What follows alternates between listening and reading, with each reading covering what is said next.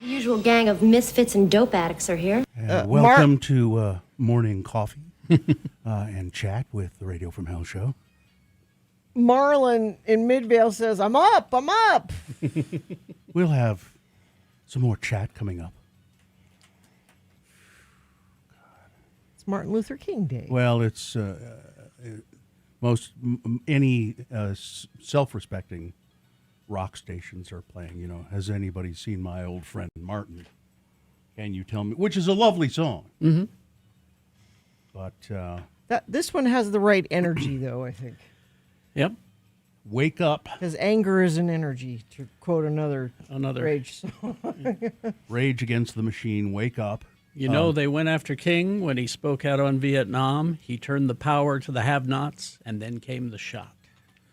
The spoken word portion there that you can barely hear is quoting from a memo from J. Edgar Hoover, using a real memo with J. Edgar Hoover.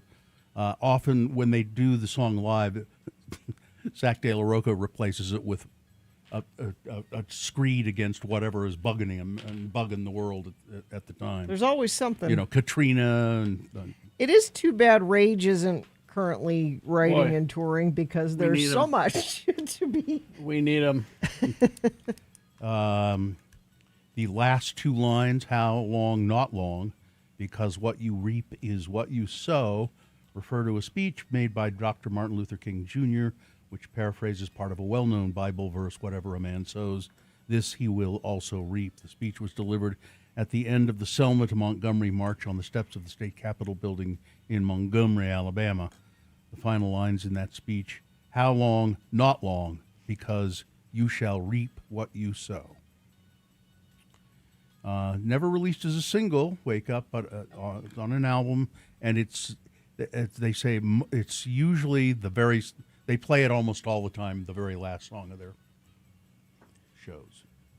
And are they ever going to do shows again? No. Probably not. No. They've said no. I don't know how you could. I can never figure out how people can sing like that. You know, that screaming sort of. Mm-hmm. Well, they do it night. I'd lose my voice in 5 minutes. They do it night after night after night. You could probably do it once. Yeah. But doing it night after night after night. I could do it once for 5 minutes, and my voice would go away. And there was a guy up at the U who was studying that, actually.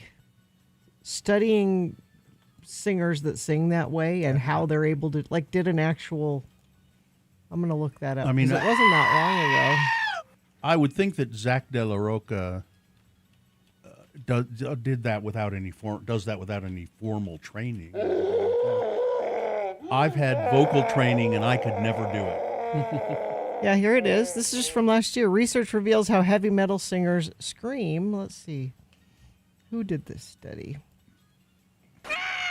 Somebody looking for a government research grant, I'm sure. These are the kind of things that are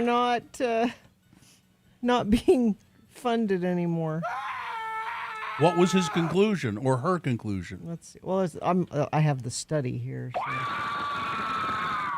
It's different parts of the anatomy. That's too much to go into now. But I remembered that somebody was actually studying how that happens, how they're able to do it. Scream. I think I heard a shot. You got a variety of screams there. Got a lot of them. Yeah, keep them coming.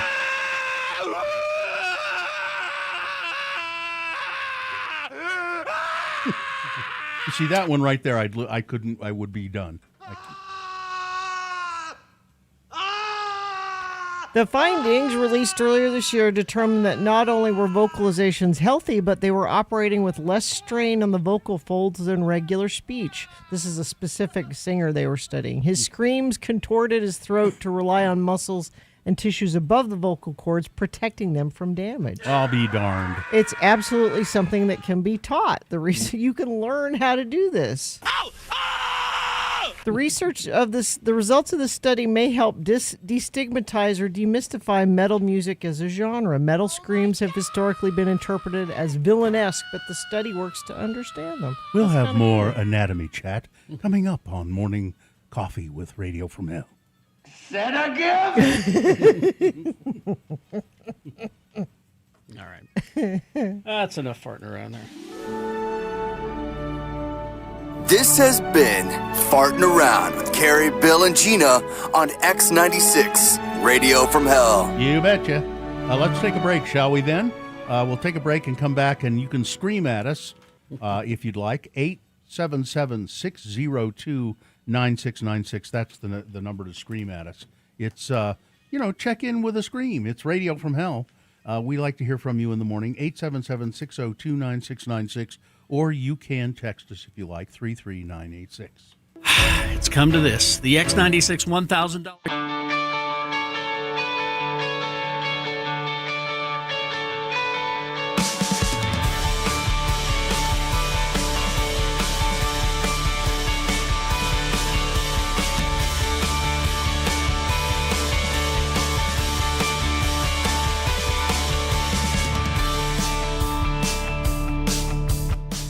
Show you something. What do you got? Let me get it here. And everybody else can look in. Yes. What? What Something furry. Oh, I can't tell. is it? It looks like something that my cat coughed up. What is that? Can't tell what it is. How much money if I eat it? Wait a minute. I don't know what it is. Let's see it again. That does not look edible. It looks like hair. It does, doesn't it? What is What is it? How much if I eat it? it? $5. $5 to eat it? I'll give you $5. Okay. Okay, there it is. Okay. Ready? That's disgusting. What? And what? It kind of dissolves in your mouth, doesn't You it? seem to be Little bit. enjoying it. Whatever. What is it? A little bit. What? Pork foo. Pork. Which is foo. what? What is pork food? Kinda It's like essentially just pork jerky that's just been shredded. very shredded. finely. Yeah. So it looks like lint. So that Yeah. wasn't such a dare. After. No, I owe you $5. $5 Where do So you get how do pork you- foo? at the Asian store. Now, are you supposed to just enjoy it that way, or are you supposed to also add it onto food? Or? That's what's great about it is that it's so functional and it dissolves and you can put it in stuff and it brings that nice pork flavor and but like you said, it dissolves and Yeah. you know and then it when moisture hits it, it's kind of like it's meat. You know, it is. Yeah. It's just Oh yeah. But I it know looks- exactly. I can. Oh man. it's delicious. But it looks hairy. Is it? It is Well, Is so it hairy no. in your mouth? a little for a It's second. like, how about think of it as cotton candy, except it's meat. Meat candy. It's meat Oh, cotton okay. candy. Essentially. Would you eat it, Gina? I would try it. Would you? Sure. Okay.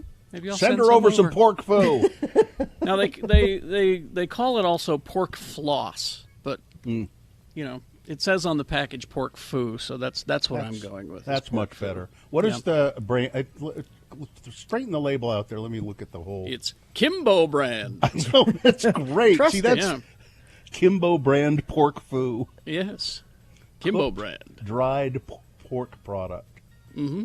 My wife goes to the Asian store, the one on 9th South, all the time. That big one. So I bet they have it Put there. pork foo on the shopping Get list. you a jar of pork foo. Get me a jar of pork foo while you're out, honey. Yeah, it looks like the dogs tore up the carpet. Yeah, that's kind of what Yeah. it looks like. Yeah, but it's delicious.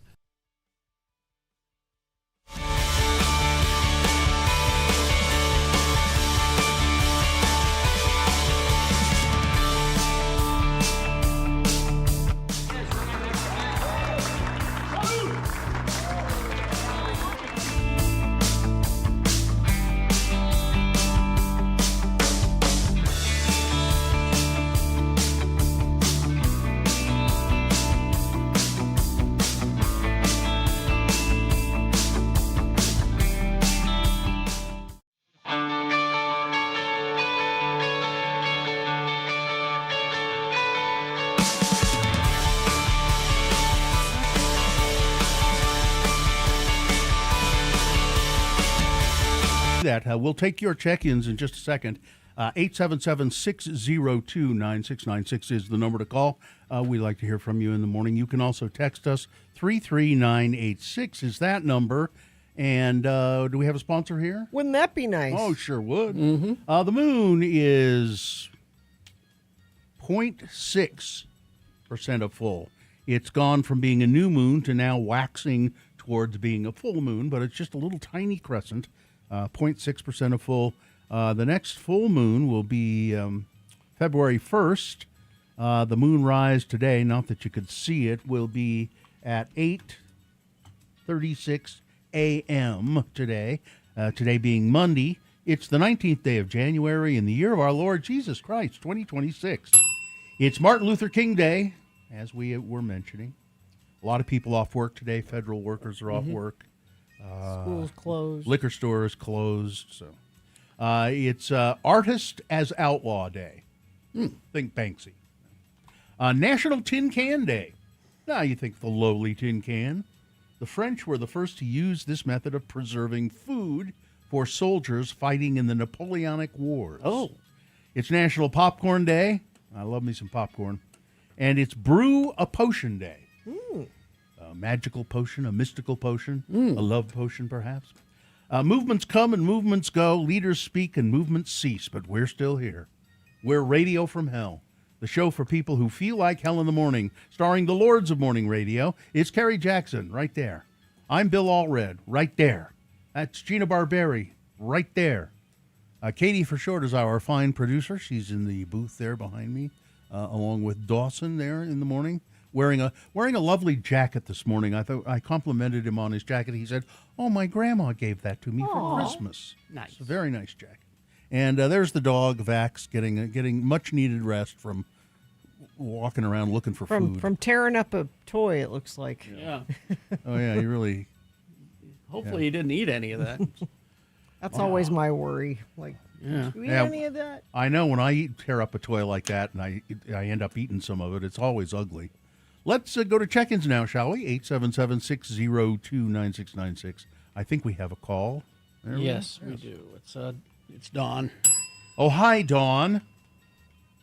It was funny. I had that song from Pink Floyd in my head, "Run Rabbit Run," all week. It's like and I'm like, what is that song? And I kept hearing it, and I had earplugs in, and so I just Googled it, and the original is by Noel Gay and Ralph Butler.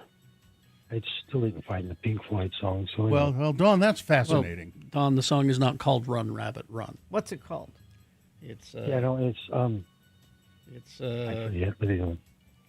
I should know. It's a You Pink should. Floyd song. It's on Dark Side of the Moon. It's Yeah. Well, Anyway, I tried to find it, but I couldn't find it. I found these other guys. I'm like, wait a minute. Breathe is the name. Breathe. There you go. Yeah. There you go, Dawn. Go look There for you go. Breathe. see you later. Google Yeah, alert. I'll keep you busy today. Bye. All right, Johnny B checking in, listening, enjoying the heated seats in my car that I'm riding in. So spoiled. Heated seats are nice. They are, except I find them too much a lot of times. It's nice to like heat it up And and then off. shut it off. Yeah. No better way to start the day than with a little rage. It's what the world needs today. A fist in the air in the land of hypocrisy. World needs now is They- rage. Basie Casey here. A rage morning is always a good morning. Thanks, I needed that. Zane of Dallas checking in. Wake up with Mill Creek Coffee. Guess what me and Mrs. Zane figured out? What? We have set a move date back to Bountiful. You're coming back, Zane? 9-4. How about that? Welcome back. Chef Roy checking in. I love Rage Against the Machine. If they poured again, I think he means toured. If they toured again, I would definitely go. Okay, I'm up. Calvin from the Dell. Oh yeah, I got it wrong. Anger as an energy is PIL. Is PIL. Anger as a gift Yeah, is rage. yeah. Get your anger right. Happy Monday. Glad I'm not the only person working today. Sleepless and Sandy. Michaela Reno checking in. Ella the Nanny checking in. There's nothing like a shot of rage directly into the veins in the morning. Daryl the HVAC guy checking in from Taylorsville. I love Mondays. What? Good morning, Lord. Sheet Metal Sean. Cap from the lamest of Roys checking in. Have a great week. Hail Satan. Colorado Tony checking in. Tristan from the most west of Jordans. Woodworker Willie. Joe Dirt. I could listen to Rage every day. April and American Fork checking in. Tim the Tree Guy. Metal Shop Mark here in Tooele. Appreciate the Rage this morning. Yeah. People listen from all over the damn place. They do. I got an email from a guy who, let's see if I can find that real quick, who listens in, where is it? Arkansas, I think. There it is. Jeff says, I'm back. I listened to you guys this morning. I've been really distracted for the last 2 years. It's a long and sad story. I won't bore you with it. I live in Kentucky now. Oh. I decided to get up at 8 a.m. and tune in with your app. You guys have still got it. I'll be listening from now on. I missed you three. I listened every day while I delivered mail in West Jordan. I don't miss delivering mail at all, but you guys were the reason I made it through all that time. Anyway, I'm looking forward to 8 a.m. now. Jeff. Well, there you go. I hope you're listening right now, Jeff. I saw something on Twitter this morning. Somebody was being snarky and saying, you know, there are still like morning shows on the radio that people listen to, like the actual radio that people listen to. And I was heartened by all of the comments of people going, yeah, I love listening to the radio, but acting like it's not a thing anywhere at all. And somebody said, you know, it's kind of like how kids got back into vinyl. I think maybe we should start marketing it that way. Like, listen to the radio. It's like listening to music on vinyl. Come on back. Where did you see these? Twitter. Let's see. Yelling at Alexa because she won't get X96. She plays Radio X90s. Try saying it differently. Try saying... Or just try saying Radio from Hell. Maybe. Yeah, or Radio from Hell, or KXRK. Or try listening to your radio. There's an idea. Do you have one? 96.3. Check it out. Dave of Westbrook checking in. And somebody else in that Twitter feed said, well, I just listen to music on my phone, so I can't listen to the radio. Yes, you can. Yeah, you can. We stream on there. There's an app, or you can do TuneIn Radio. That works too. I have dozens of radios in my house. Some Dozens? Of them, yes. Yeah. You dozens. have dozens? Yes, absolutely. And some of them work, and some of them don't. Many of them are for just display. They're old-fashioned radios. I have a kind of a collection, but I never ever listen to the radio anymore. It's just too convenient to listen to it on the phone. There was it was during one of the floods down in like Kentucky or wherever it was. I saw a Twitter post. Why can't we have a podcast that tells us, gives us warnings about these floods and can tell us where we can go to get help in real time? And the person replied, "Radio. You've just invented radio. Very good." All right. I heard somebody say the other day that podcasts are turning into television. Yeah, the visual element is definitely important. Okay, traffic. See, this is something that you can do on radio. It's live right now. I am looking at the UDOT cameras right now to tell you, getting in your car right now, we what's should have a happening traffic on the podcast. roads. If there was a podcast that could tell us the traffic. What the traffic is. And I'm telling you, everything looks fine so far. It probably will be that way today because lots of people have today off. But if you see something, this is another thing you can do. You can text us at 33986, and then I can relay that information over the radio in real time. How about that? Okay, let's take a break, play a song, and after that song, it's Big Boy News and a Pinuendo. And Frank Christ presents The Dead Celebrity Game. We'll tell you how to play and what you'll win coming up. Amy Donaldson has sports at 7. Boner of the Day coming up. Bill Frost telling us what's on TV. All that and more. Stand by. Listen to Radio from Hell at Home. I have a question. Yeah. Okay. I'm sure I'll have an answer. I went to Target and they didn't have these. Okay. I need newborn thin cotton socks. Newborn. Yeah, Is that a brand name? For a newborn baby. Well, you need to go to a They didn't- baby store. Well, they didn't have them They at didn't have Target? newborn. No, they had, Really? 0 to 3. They had, but not specifically newborn. I need the smallest, thin cotton sock that you can get, And Carrie will not order anything from Amazon. and I won't. Because what I would do is go to Amazon and say, thin newborn sock, and it would be on my porch this afternoon. But Carrie won't do that, so No. it's got to be a I need to order. hold it. I need to see it. Just look for a maternity store. You know, there are places that sell maternity supplies. Why do you need this? Now I'm curious. I bet it's for a dog. It is. Yeah. Hudson's got an owie Yeah. in between his paws, and he Yeah. keeps, you know. And so we went to the vet, and we got him this spray for the owie because it's on the verge of being infected. Oh. And so they said, well, he's going to lick that off, so you got to watch him. So I went and I got a baby sock, the smallest one they had, Yeah. and it's still a little big, so we had to tape it on him, and he hates it. Well, he's going to hate it no matter what. He is going to hate it no matter what. But if we can make it smaller, you know, and thinner, because this is a kind of a thick. It's almost a winter sock. It's kind of thick. Yeah. But yeah. Well, there's maternity. That's where we're at. Yeah. I Googled newborn socks near me, And it went to Amazon. and it goes to Target. I went to Target. They didn't have it. I mean, I guess I'll hit this Target on the way home and Yeah. see. But I went to the Target out that way. I won't say which one. Boy, it's like a bomb went off in that place. Carrie, do you want me to order Why? it at Amazon and bring it to you so you don't have to feel No. No, because Why does it like a bomb went off? It's in it? just like somebody went through the store and pulled things off the it's because shelves. it's Messy. back to school. Is that Oh, is it? that- Yes. They just pulled things off the shelves Yes. and left them in the Yeah. in the aisle. It You is know. back to school. Yeah, that's what it is. That is So, what it is. Oh, it needs to be breathable so it'll dry out. Oh, Okay. it's got to be So cotton. it's got to be cotton. Yeah. All right, I'll try the Target again on the way home. Aren't there maternity stores though?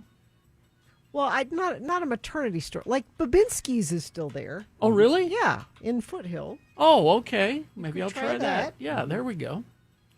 Preemie clothes, Yeah. not newborn. Preemie. I Oh, need preemie. Yeah, there you that's go. the problem. That's what we need is preemie. Thank you, That's- Texter. That's the problem.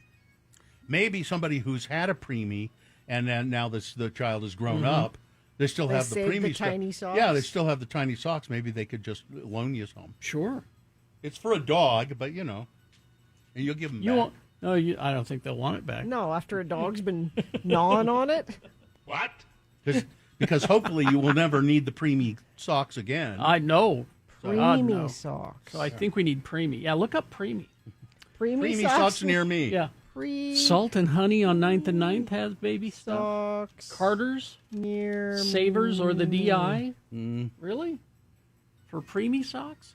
I guess. They're still telling me Target, They're still telling you Target. but Well, should I go to Babin? I go to Babinski's. It's local. Well, right? look. They have a website. You can look it up. I mean, Save Babinski's yourself a has trip. more like fashion-y kind of things rather than It's for your fashionable preemies. yeah, rather than like I mean, they have super cute clothes and stuff there, but it's not like your basics. Go to Dayso. They have tiny socks for furniture that will work perfectly. What is Dayso? I have no idea. DAY? This is Axel in Duvall, Washington, so I don't. Well, I don't know. Smith's Marketplace has newborn stuff. I didn't even think to go to Smith's. Try Carter's at Fashion Place. Carter's at Fashion Place. It's a little further south than I wanted to venture. yeah, you can go to the Stabbin' Smiths right up here on. I Fifth. I would try the other Target. Try the other Target. Yeah. Somebody says I'd be happy to loan Carrie my preemie socks. No, you don't want them back.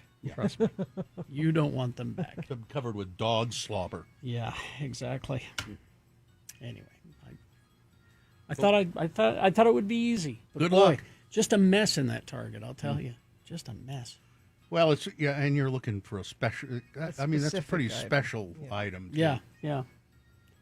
I'm surprised the vet didn't have something. Well, they had the wrapping tape, but you know, maybe a cotton glove and cut one of the thumbs or fingers off. Oh, okay, that's a good suggestion, Katie. I guess.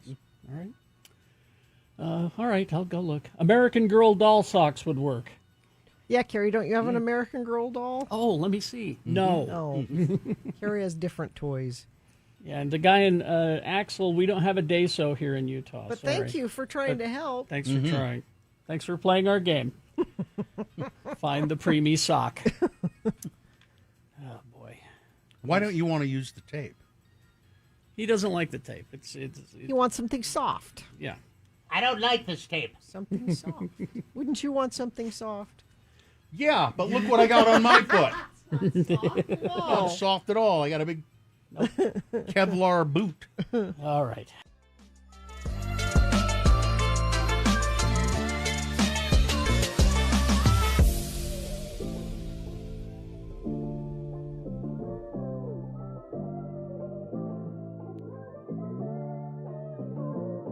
It's 2 o'clock in the morning. Your Jack Daniels bottle is empty, and you're all out of ammunition. What are you going to do? Well, don't panic. Come on down to Carrie and Bill's Liquor and Guns. At Carrie and Bill's Liquor and Guns, that's all we sell, liquor and guns. We feature a full line of liquor from exotic fine wines all the way up to the real hard stuff, too. We also feature a full line of guns and ammo, from small caliber handguns all the way up to semi-automatic weapons.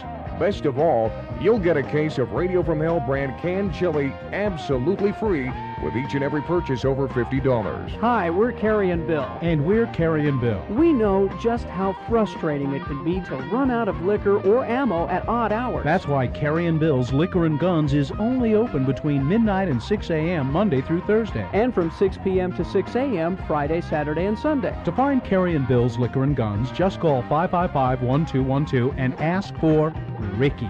He'll arrange to meet you. Then, after a brief shakedown and blindfolding, Ricky will lead you directly to Carrie and Bill's Liquor and Guns. Helping you continue the fine old Utah tradition of getting drunk and shooting up the place, it's Carrie and Bill's Liquor and Guns for all your liquor and gun needs.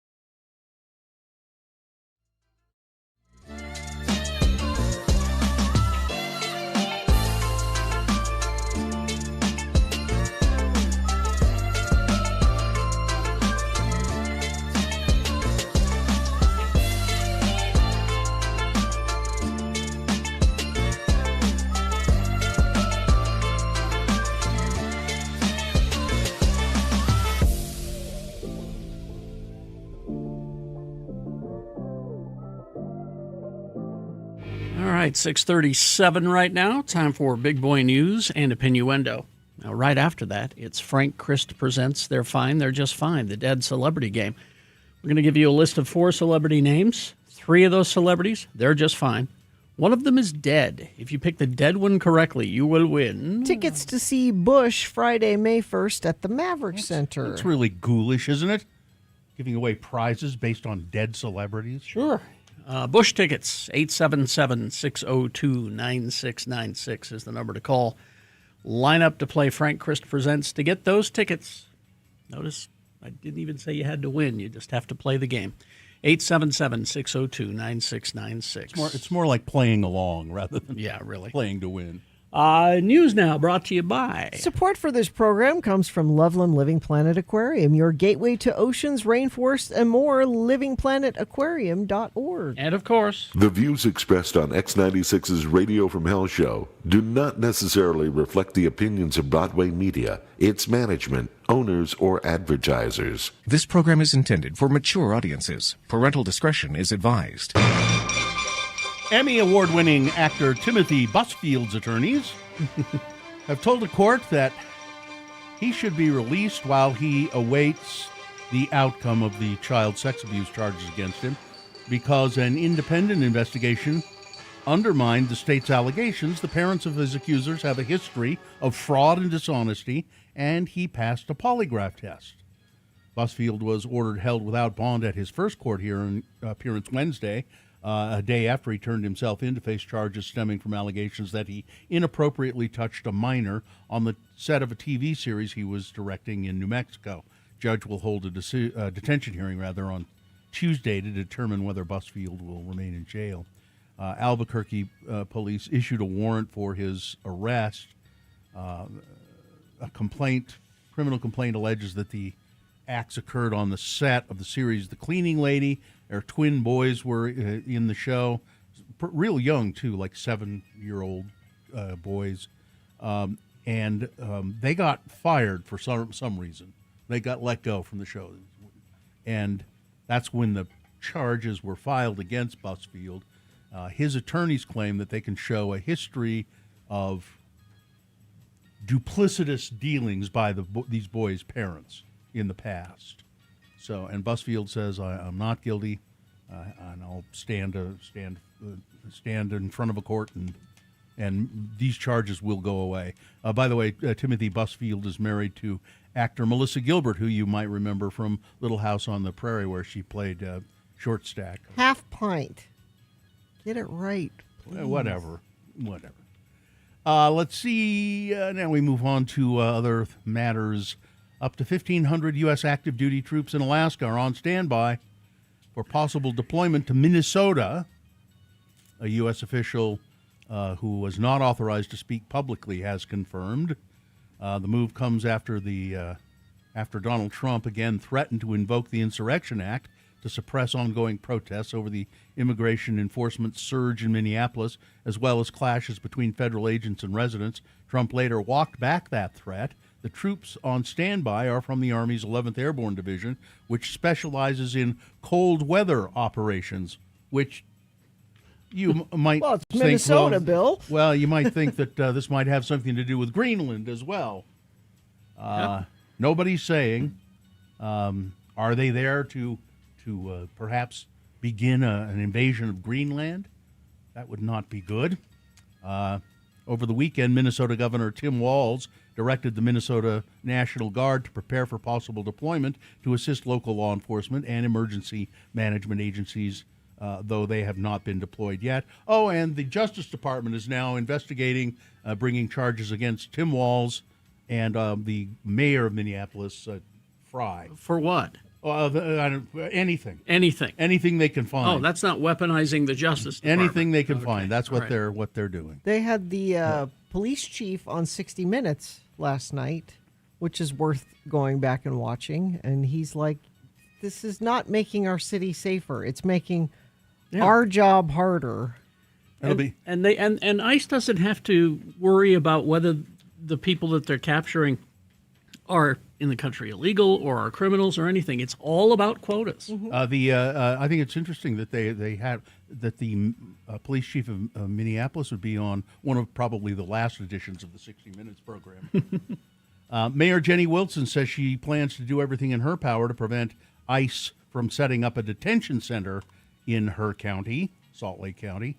This past week, a group of activists said that they believe ICE has chosen a warehouse on the west side of Salt Lake City for a future detention center. The purported location is on the corner of 6800 West and 1000 North, just west of the airport. It has not been confirmed that ICE is planning a center there. Fox apparently sent some reporters to the warehouse where they'd spotted several black SUVs parked outside the building. That's kind of suspicious, isn't it? Two men told the news crew that they were not allowed to speak with anyone who was not there for the site visit, and they wouldn't provide any further information. That's all you need to know, I think. I think probably that's right. It seemed people of all ages were gathered in the heart of Riverton on Sunday afternoon. We have people who are young, people who are old, we have men, we have women, we have people from all different socioeconomic backgrounds, said Jeremy H. from West Valley. We're fed up. They want to stand in solidarity with Minneapolis after Renee Good was fatally shot by an ICE agent. I know we're all stretched thin, and none of us have time to be doing this, but what else is there? Our country is just in utter chaos, and we don't have a clear plan forward, said Salt Lake resident Lindsay Privet. Why are we doing this in a warehouse? Isn't Topaz still there? Can't we just reopen that? There's nothing there. No, there's nothing there. I don't think there's anything there. I know we're all stretched there. Oh, the group marched from Riverton to City Hall to the middle of the street where Riverton police were diverting traffic. Me and my friends are just having our after-church breakfast and stuff, and then we were just like, oh, there's a lot of people blocking traffic. And so we were like, well, let's go check it out, said bystander Ethan Foster. I personally don't agree with what they're saying, but they got every right to do it, just like, oh, don't block traffic, though, okay? That's his big concern. Don't block traffic. Protesters were demanding accountability from Riverton Police Department because their partnership with ICE, they said they're the first police department in Utah to say, we'll cooperate with ICE, and that's why people in Riverton were out there protesting. Former U.S. Senator Kyrsten Sinema and Governor Spencer Cox were discussing disruption in the economy, in the tech sector, and politics at a Salt Lake City Policy Summit Friday when disruption broke out in the audience. Natalie Gocknauer, director of the University of Utah's Kem C. Gardner Policy Institute, had noted that all three of the state's research universities were represented on the stage, through herself as a University of Utah Ute, through Cox as a Utah State Aggie, and by Sinema, who represented Arizona and is a Brigham Young University Cougar. I get called that a lot, Sinema joked. Ho, ho, ho. A BYU Cougar. And then, did you hear about this? No. A man wearing a suit stood up in the audience, declaring, "Ladies and gentlemen, I have a confession to make. I'm having an affair with Kyrsten Sinema." It was not immediately clear to the audience if it was a planned bit or not. He continued yelling as the staff escorted him out of the room. The panelists tried to get back on track. Then another man stood up, yelling the same thing as the first, but he was much closer to the stage. That outburst Friday came after the ex-wife of a member of Sinema's former Senate security team sued her this week, alleging that Kyrsten Sinema had seduced her former husband and broken up their marriage. Sinema served one term before leaving office last year. Utah Highway Patrol troopers on Cox's security team wrangled both of the men out of the room. Salt Lake City police then responded. The hotel management said that they did not want the men on the property. According to the police spokesman, neither of the men were cited or arrested, although they could be if they returned to the hotel. Sinema and Cox started talking about policy after the first interruption, and she's talking about being a former Democrat turned independent, and she said, "Oh, by the way, I promise I didn't plan any of that about the well, moment why that would happened." she? Of course. Yeah. So there's a whole story in the New York Times about her wild sexual escapades while in the U.S. Senate with many members of her staff, both men and women. Kyrsten Sinema. There you go. That's what I've heard, yeah. Yeah, she's a BYU Cougar, you know.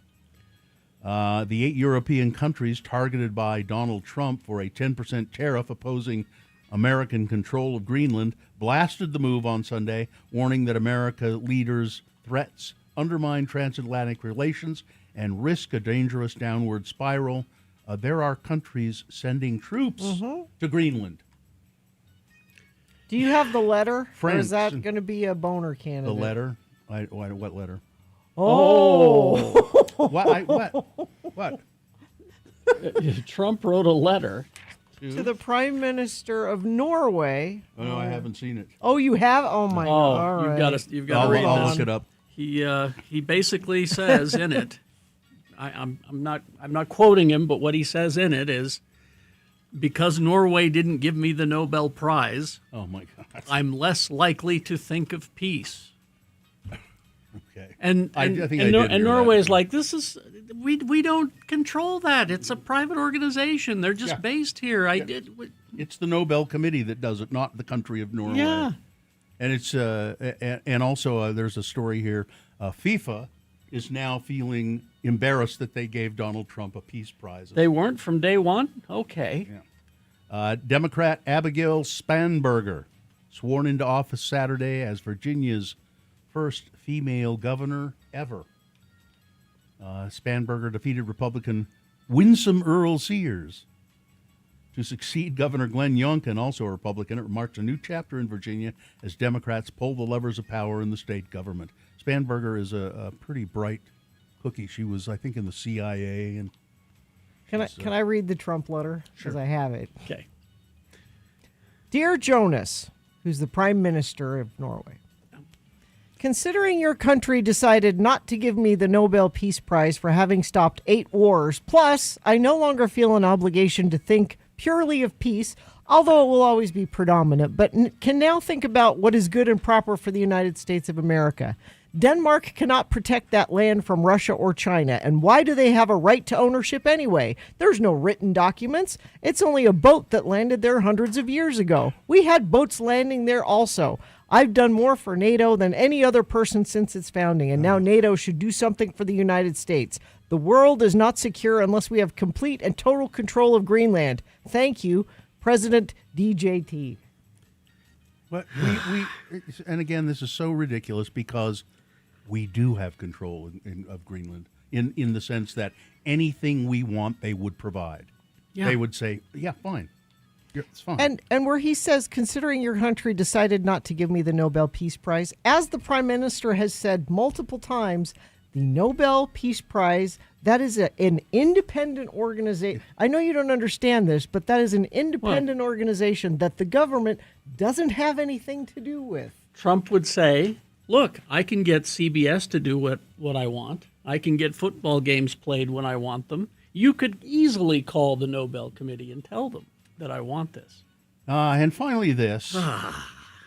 The funeral traded hymns for a brass band, somber pallbearers for dancing drag queens, and black suits and dresses for reptile costumes.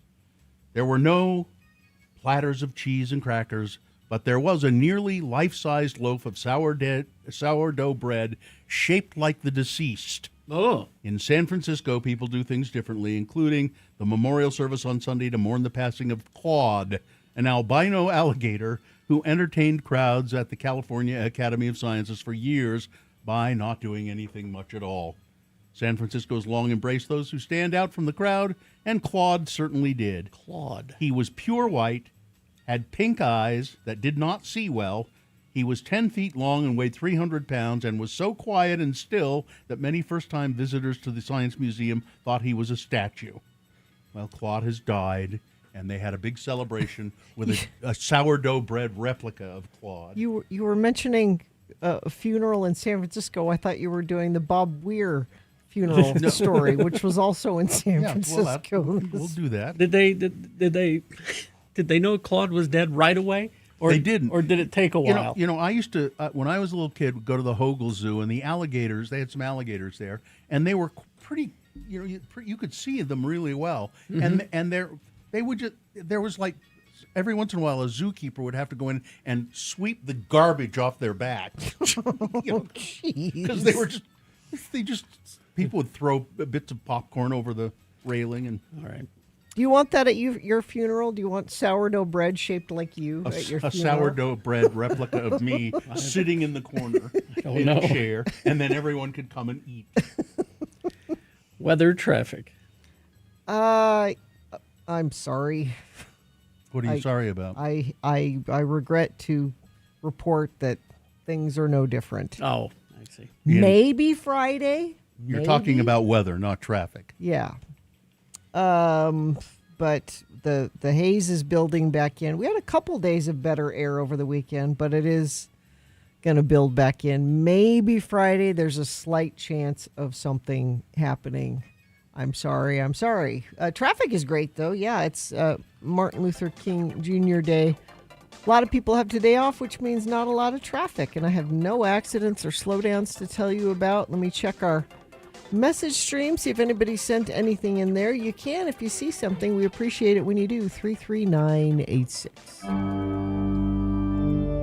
It's Frank Christ, ladies and gentlemen. Oh, hello, everyone. The reaper of the dead celebrities, the reaper of their souls, their essence.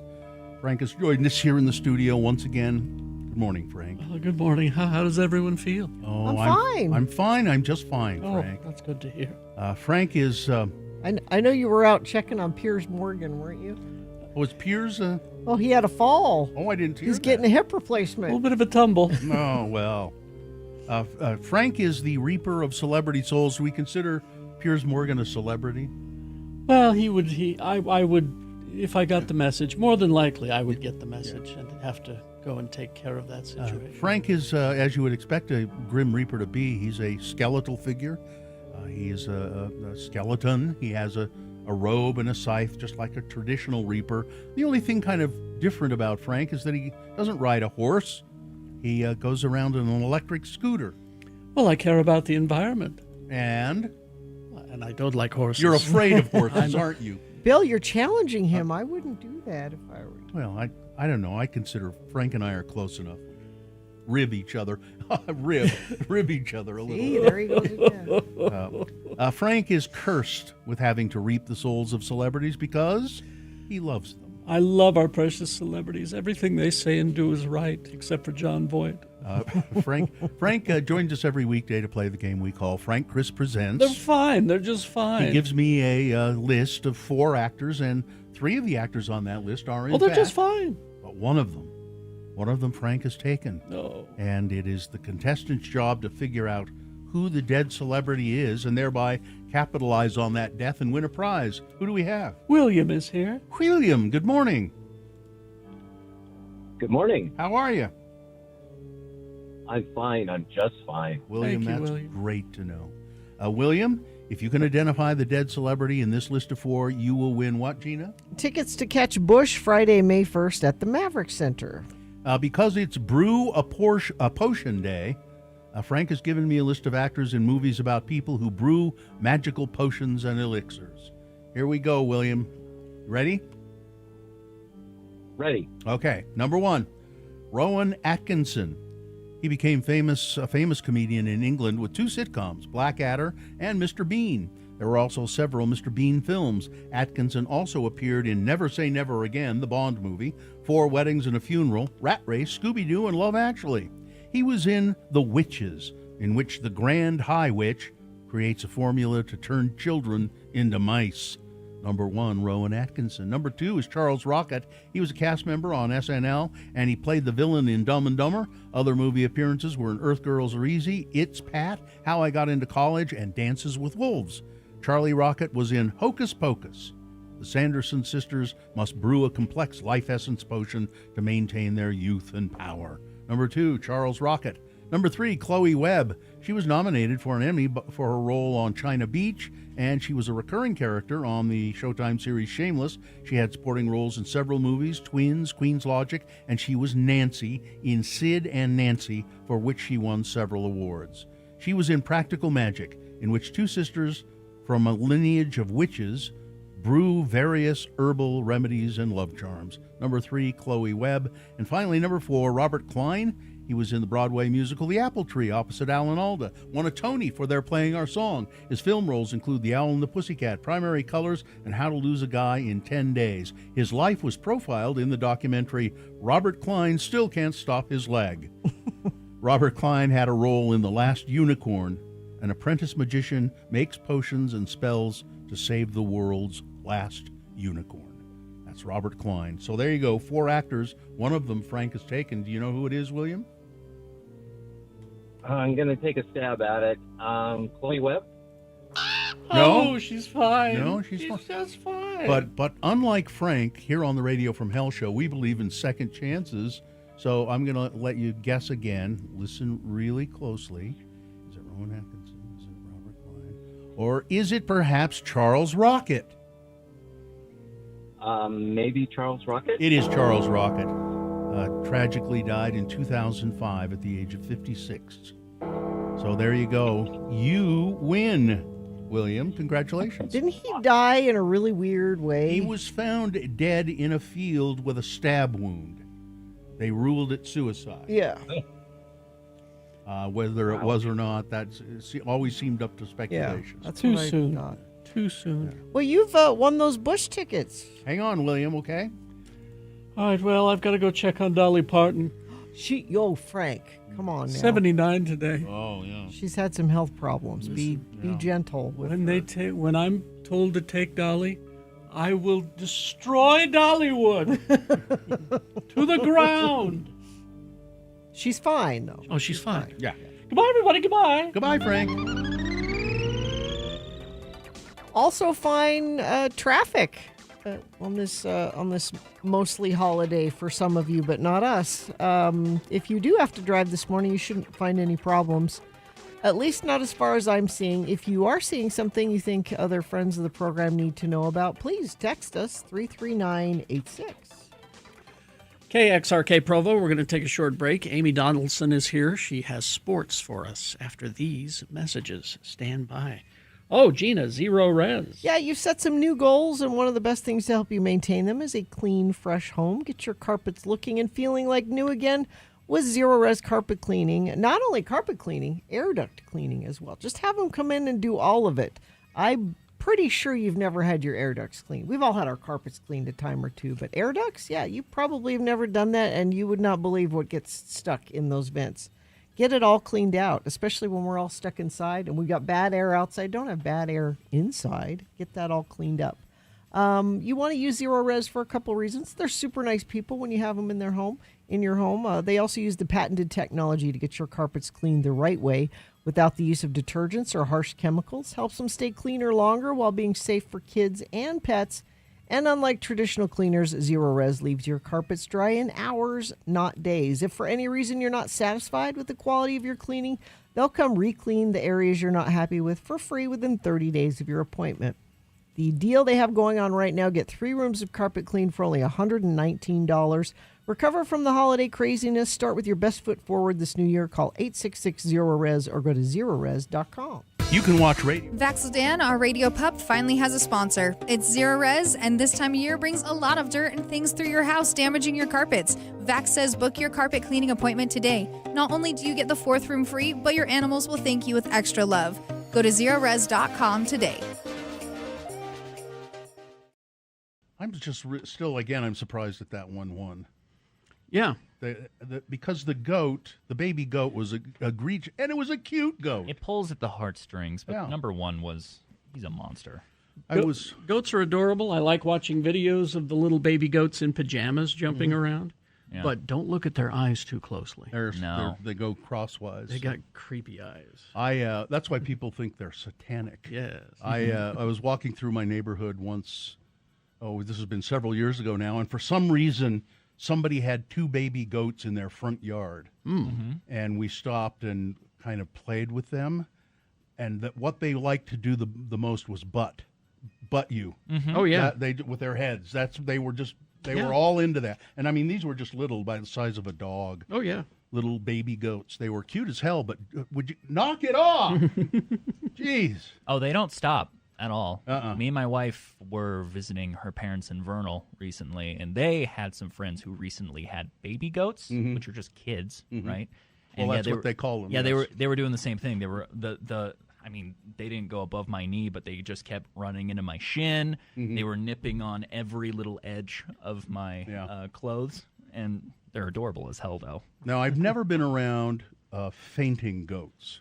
But a salesperson who used to work with us, Pam, had fainting goats. She had some. And she lives up in the Park City area, and I never got to see them. But, they actually, when if you make a noise or come at them, they faint. Or say a swear.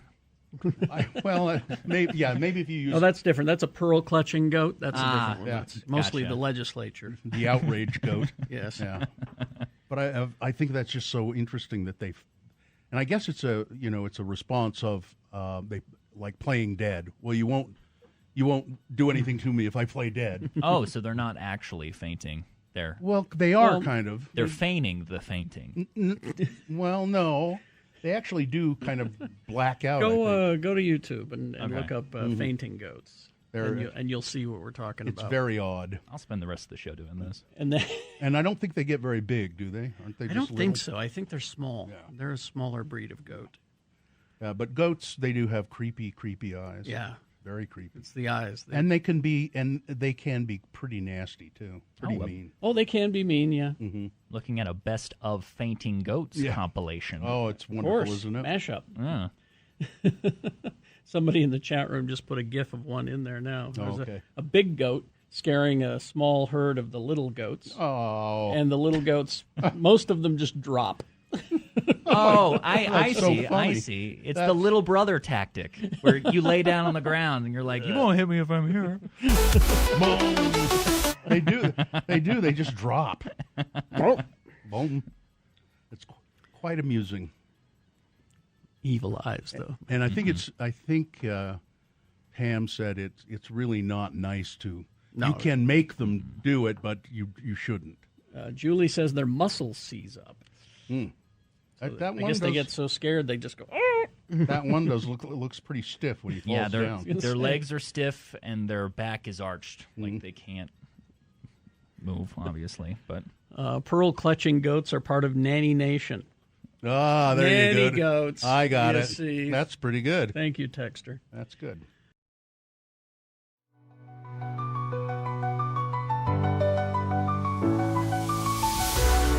Like Bruce did in Magna, who said, I can't believe Bo Nix broke his ankle in Magna. In Magna. Oh, he did? Yeah. Oh.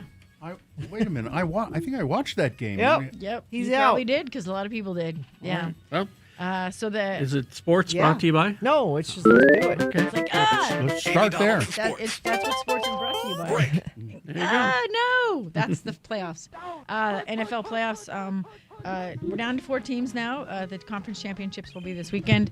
But the Patriots beat the Texans 28-16. Seahawks annihilated the 49ers. That was a bad 41-6. game. There were good games this weekend. That the was a two bad good game. games are the one Bill said he watched. The Broncos beat the Bills in overtime 33-30.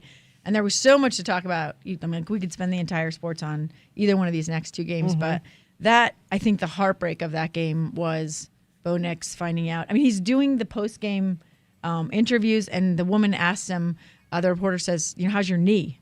And he's like, oh, my knee's fine. Because he's kind of standing there Because like, he's holding his leg kind up. of like a And she's like, why aren't you flamingo. happy? I thought you should be happy. You won. And he's kind of crying and sad. And, he broke his ankle, and he's done. But speaking of crying, Josh Allen. But we'll get to that. But Josh Allen cried in his because he lost. But Jarrett Stidham is the number 2 quarterback at Denver. What's his name? Jarrett Stidham. I think he's one of 8 quarterbacks since they've been keeping these stats in the NFL who will start in a championship, conference championship game. It's a tall order. He has not had a single start. In fact, I looked at it, he had like 4 times 4 snaps this season, one of which was to take the ball and kneel down at the end of a game. So he's not had a ton of game experience, but head coach Sean Payton brought him to Denver. He's been, and this is the thing I love about team sports. You don't know about the the tip of the iceberg. There's all this stuff that happens on a team, and being a backup quarterback, like we would all be like appalled, and Sean Payton would lose his job if he doesn't have somebody ready to go. But you got to convince a guy who's actually good to stay and be a backup and have nobody know your name and cry when you get called into the game, right? Like, oh, not that guy, right? Because we want our Bo Nix is unbelievable, and he's had an unbelievable first 2 seasons. Finally getting his flowers, and then he breaks his ankle. I remember a report, I guess it was on radio or something, about some backup quarterback, and I don't remember his name now, who worked for several different teams. And he said, no, my job is to help the starting quarterback. I know a lot of stuff. Yeah. I know a lot of stuff about playing football and how to do it right. And quite often, we all know this from when you're watching something, you learn and understand what's happening in a different way, and sometimes you have a better view of it because you're not in it and experiencing it. I mean, the speed of any sport, but NFL football, there's not a lot of thinking. Like there has to be some sort of muscle memory that's happening. But yeah, I mean, I think it's tragic. Like Broncos fans were like, it was 49ers fans were like putting out memes of themselves crying in their 49ers gear. Broncos fans were joining them because they were like, finally, we're this close. And and they had Bo Nix, and And Bo. they have their guy. I mean, I said I thought Denver would win the Super Bowl. Now Well, they are the number 1 seed now. So it's rough. They have So we're down to the final four. Four. So right? Patriots, they'll have to play the Patriots. Denver, Broncos, and Patriots at 1 p.m. on Sunday. Okay. And then the Rams will play the Seahawks. Now the Rams and the Bears game, which was the night game, that was such a great game too. Both of these games, the Denver game and the Rams, they won in overtime. The LA Rams beat the Bears in overtime. Again, one of the Puka Nacua was the hero of that game. Well, I would think He that had, like, would be like a local version of that. I don't. Yeah, he had 5 catches for 56 yards, but the one catch that he made that, like Ed was like, "Your guy is going to win the game." Like somehow Puka's my guy now because I covered him in high school. Yeah, he actually is an amazing kid. I interviewed him as a sophomore at Orem High School because they lost their father when he was actually young enough that he really has very few memories, but his older brother. But his dad predicted that Puka would be the best of all the athletes in their family, and that prediction So seems far, to be yeah. holding true. But anyway, he had a catch where he basically then turned into a running back, and I think he actually played a couple of plays at snaps at running back, and just pulled everybody. I mean, I think they ripped his shirt, and he just Kept got him going, a few kept extra going, yards. kept Yeah. going. And so that one eventually led to the game-winning field goal. So that's why it felt like he was the hero. But before that, there was an Caleb interception. Williams. Well, I was going to say Caleb Williams had an amazing touchdown to send it into Oh my overtime. gosh! It was- Okay, so on the Bears side, because we do have Bears fans. Yeah. You guys have some definite Bears fans on your. I get told about that. When I said I didn't like the NFL, it was a Bears fan who reached out. So, but yeah, he runs back. They did an aerial view now, and he almost 12, 13 yards. He runs backwards and then just hucks it up in the air like when you played with your friends in the street. And it was a crazy play. The receivers, has gotten some separation and is in the corner of the end zone and he catches it. But yeah, then there was an interception. Cameron Curl intercepts Williams. So the Rams get the ball first in overtime. They have to punt. And it looks like, well, this is going to be this is be the the Bears' Bears, day, yeah. right? 'Cause they were in Chicago and- Caleb Williams yeah. is moving the ball. Everything's looking good. And then you get that interception, which is what we love about sports. And it's like, yes, no, yes, So, and then they hit the field goal. So the games were technically won on field goals, but like it was crazy. All right. It was really great. But anyway, like I said, those Sunday games next week, you can have, if you're like high on football and you think it's like the greatest thing because Sunday was so great, tonight is college football championships. And I am predicting it will be more competitive than the Vegas odds makers are. It's number 1 Indiana against number 10 Miami, which looks. You don't think Indiana has it sewn up? You think it'll be close? Well, I mean, I think Indiana will win. Yeah. I'm not predicting an upset, but I think I have more faith in the college sports has a little bit more wiggle room, and there's just you're not as solid in your brain, Yeah. At that age, there's more the motivation, more, and never underestimate how great it feels to have nothing to lose. And it's in football again is a sport where I have nothing to lose. Yeah. Everyone expects me to get blown out. I'm going to play breaks off. Let's see what happens. I've gone through my life with that knowledge that I have nothing to lose. See? And I'm a very unhappy person. But you're also very successful. There are a lot of people who will be like, dude, I'm going to be like Bill. I'm taking the brakes off. This is it. This is my Bill Allred moment, right? I would caution them to not do that. I would say do it. Yeah. YOLO, as my kids hate me to say. Let's see. So that game is tonight. Let's flip to basketball. Number 11 BYU basketball was upset by number 15 Texas Tech. 84-71. Next up for them, Saturday, January 24th, they will be hosting Utah in Provo. And it doesn't get any easier. So they host their rivals in Provo, and then they play number 1 Arizona on Monday. So BYU doesn't have a ton of time to feel sorry for themselves if they want to hold on to that really great season they were having. The Utah men, they lost to Texas Tech as well, but then they beat TCU on Saturday, and again, they face BYU. So we'll see what happens down in Provo. BYU women lost to number 18 Baylor, 69-58. Up next for them is Texas Tech on Wednesday and West Virginia on Saturday. The Utah women, who are having a really great season, the Big 12 is an amazing basketball champion. I did not know they were this good a basketball conference, but the top in the women's standings, the top 3 teams are tied, and then the second 3 teams are tied, and Utah's in that second tier of tied teams. But So it could go to anybody. yeah, I mean it's going to be this right here is the heart of the season, and I would say if you like basketball, go see these women play, and either of the men's teams are really good. But yeah, the women lost to Baylor, number 18 Baylor, and then they beat the University of Houston 71-61 on Saturday. Up next for them is number 17 Texas Tech. So the Utah Jazz, they lost to the Mavs on Thursday, and they liked it so much they did it again on Saturday. Up next, Are we tanking yet? Are we talking about tanking yet? You know what? We're artfully tanking. We're like just bad, but we look good being bad. Okay, especially Ed's like pointing out to me how great Bryce Sensabaugh is. I'm like, he's amazing on a losing team. Up next, Spurs. They play the Spurs today, and Utah Mammoth. They beat the Kraken 6-3. And remember that in just 3 weeks, the Olympics are coming. It's true. So, Oh, that's right. yeah. In Italy, right? Yes. Milano, Cortina Milano. Do they have snow? More than us, my friend. And there's actually snow I in Idaho. They have a lot of snow there. Really? Yeah. I was like, well, it exists. All right, thank you. Amy Donaldson, thank you. You can find all of her stuff, AD on Sports. Indeed. Thank you is so where much. she is. And her podcast, Making of a Moment and The Letter. You got it. Thank you very much, Amy. See ya. All right. Traffic, Gina, please.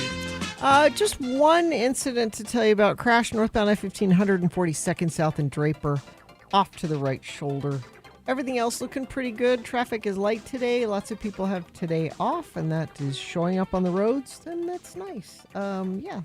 That's traffic support for this program comes from Loveland Living Planet Aquarium, your gateway to oceans, rainforests, and more. livingplanetaquarium.org. All right, we've got boners coming up here, the candidates you'll vote for momentarily. Number 1, the Kenosha killer reemerges as clueless as ever. Number 2, well, look at it this way. You got 2 surgeries for the price of 1. And number 3, this is a guy who is upfront and honest about who he is. All right. Boner of the day, big boy news, all coming up after some messages and a song. Stand by for that. We are going to pay you $1,000 to listen to X96. Tune in every weekday now through February 13th at 7:15, 10:15, 1:15, and 5:15 for keywords. Text these magical words to 508-777-1000 and you'll be entered to win. Every keyword means another chance to win $1,000. Get all the information at x96.com. The keyword for this hour is SCORE. SCORE, S-C-O-R-E, SCORE. Text that to 508-777-1000. That's 508-777-1000 now to enter to win. It's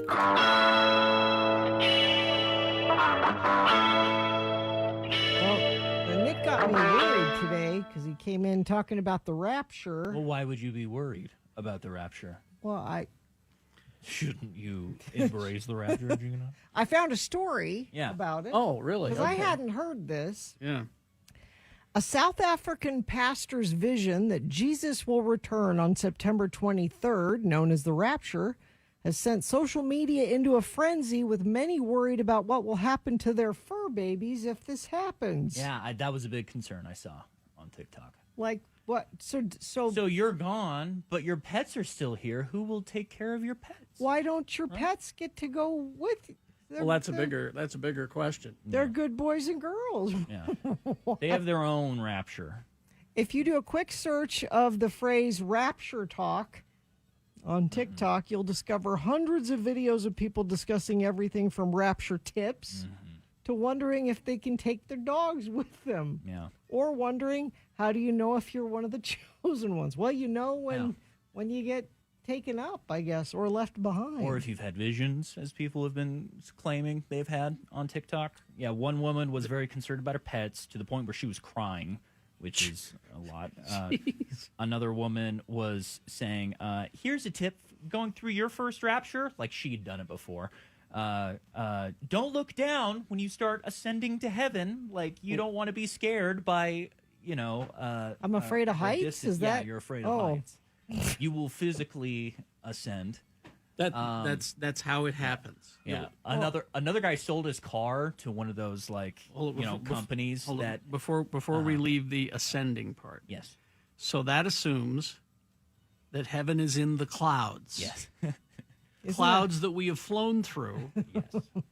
And have not seen anything but clouds. If you believe everything you see on TV, Carrie. Okay, all right. All right. Okay, keep going. Sorry.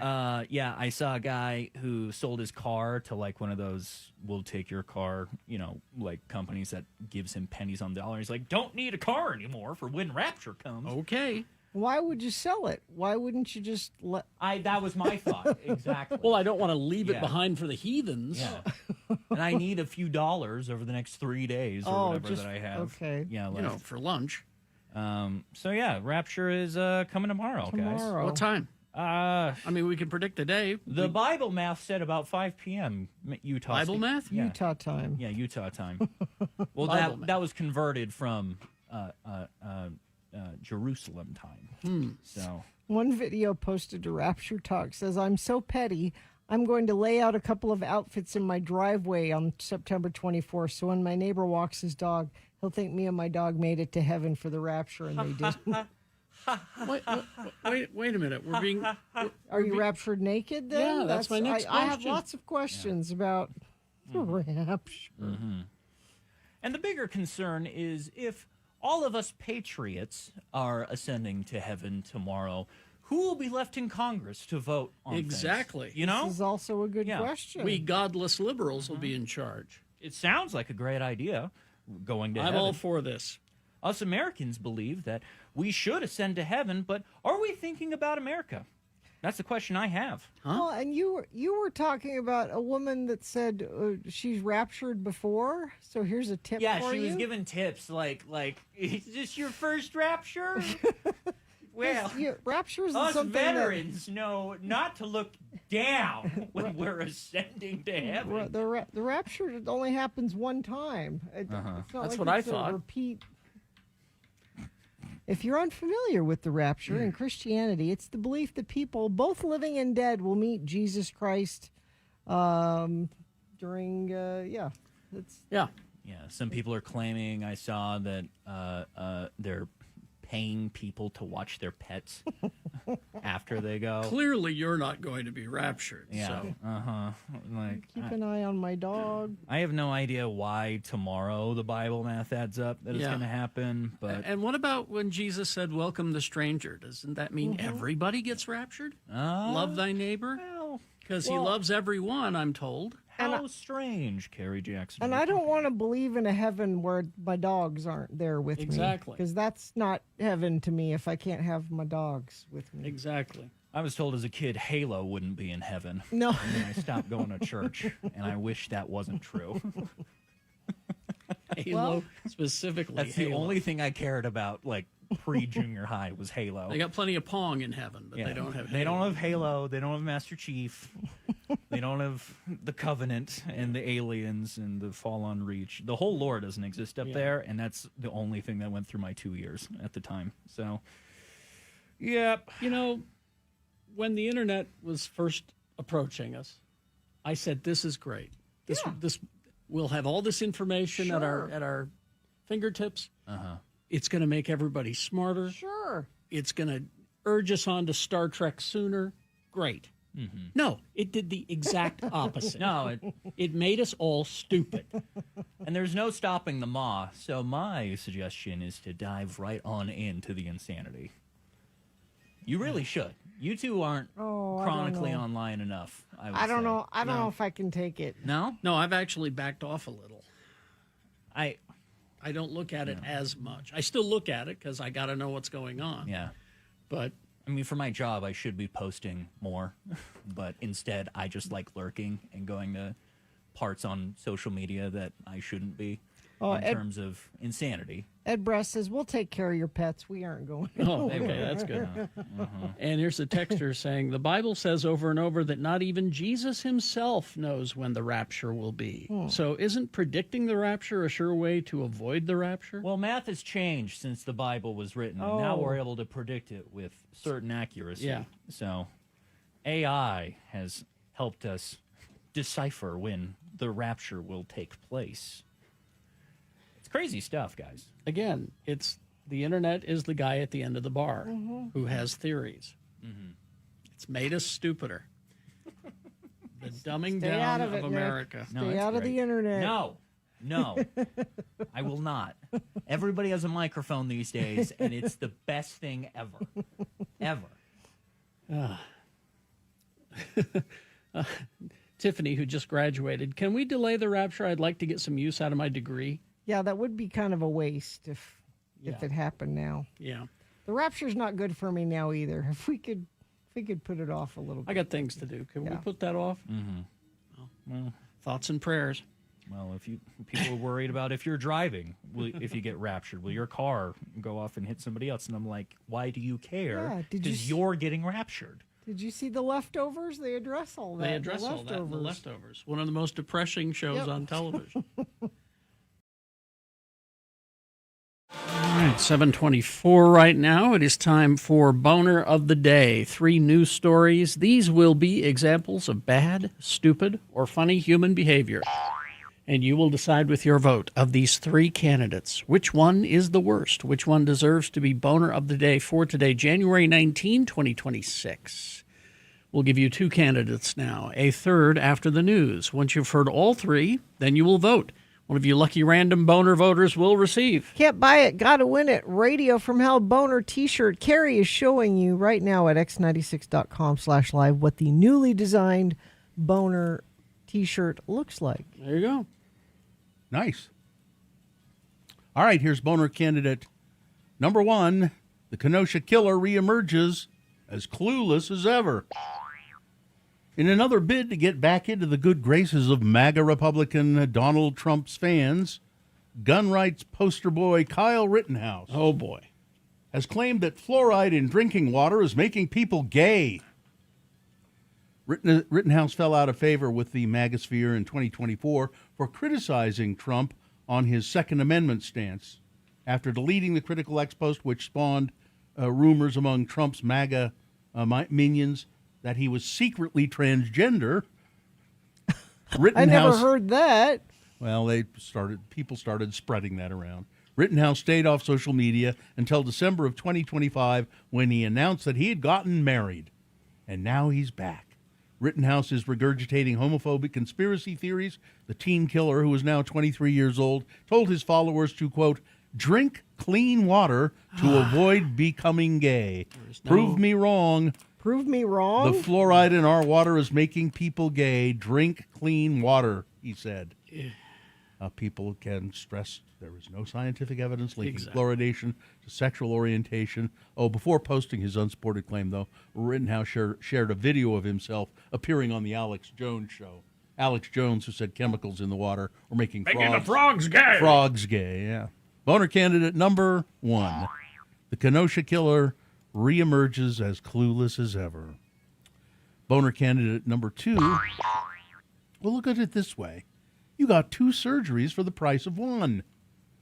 Earlier this week, 41-year-old Jorge Baceto went to the Florencio Diaz Provincial Hospital in Argentina, Cordoba, Argentina, for a gallbladder surgery. Okay. The operation was scheduled for Tuesday, but due to circumstances out of his control, Jorge's procedure was postponed to Wednesday. Okay. This is apparently a small detail that caused a viral malpractice scandal that has engulfed the country. On the day of the surgery, hospital staff came into the patient's room, laid him on a stretcher, and without asking him a single thing or even checking his chart, they took him to the operating room. The doctors didn't bother checking the chart either, so they performed the type of surgery that they had scheduled for that day, vasectomy.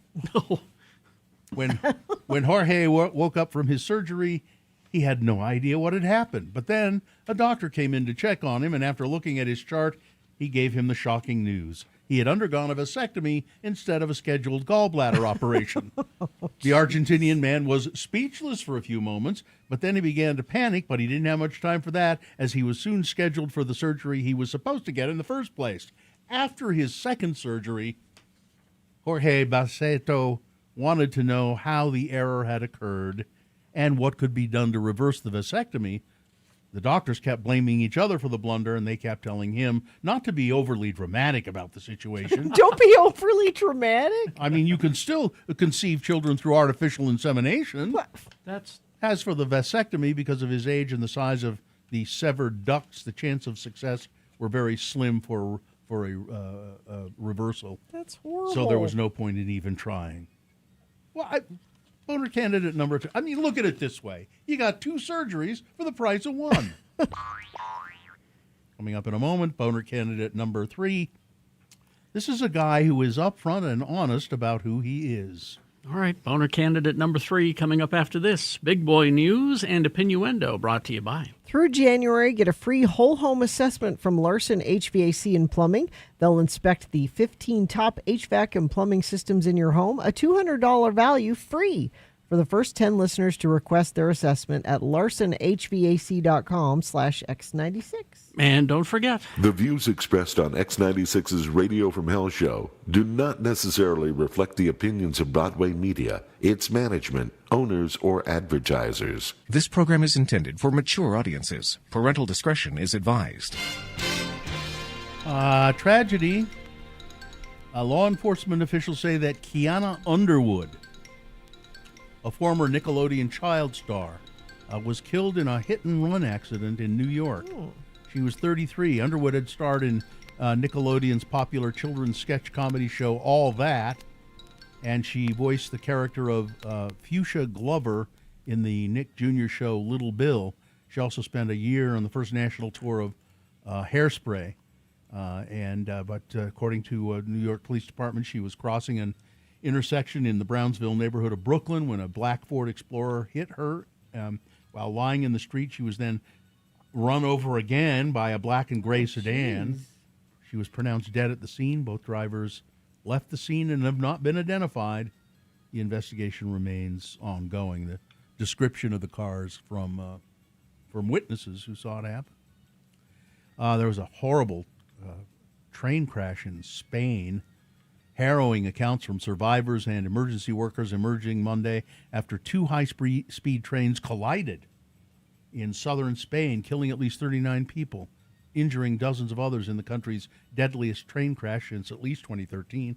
Visiting the scene, Oscar Puente, Spain's transport minister, warned that the death toll was not final as emergency workers scoured the wreckage in the hopes of reaching survivors. Footage showed desperate passengers climbing out of windows of mangled train cars. Joana Moreno, the president of the regional government, told Spain's radio network that some bodies had been found hundreds of feet away from the crash site. He said rescuers feared that more people may be trapped underneath the train cars. They don't have any idea how this has happened. This accident is extremely strange, Mr. Puente told reporters. It happened on a straightaway. Usually on like a turn or... All the experts have consulted are extremely baffled. These 2 trains collided. It was like head on. And there were 300 passengers on board one of the trains at the time of the crash. They don't know how many were on the other one, and they don't have any. Nobody has a clue at this point how this happened. Wow. Several witnesses remain, and there's a long way to go before any decision is made, but the future of the case against Tyler Robinson for the Utah County Attorney's Office is left hanging in the balance. If Judge Tony Graff sides with the defense and removes the prosecution due to an alleged conflict of interest because the daughter of a deputy county attorney attended the rally where Charlie Kirk was shot, legal experts say the case may still stay within Utah County. Judge Graff could grant this motion to recuse in part, and a new deputy attorney under Jeff Gray would be assigned. But that could change if the court finds the conflict of interest has infected the entire department. The court then could grant the motion and send the case to another county. to be prosecuted.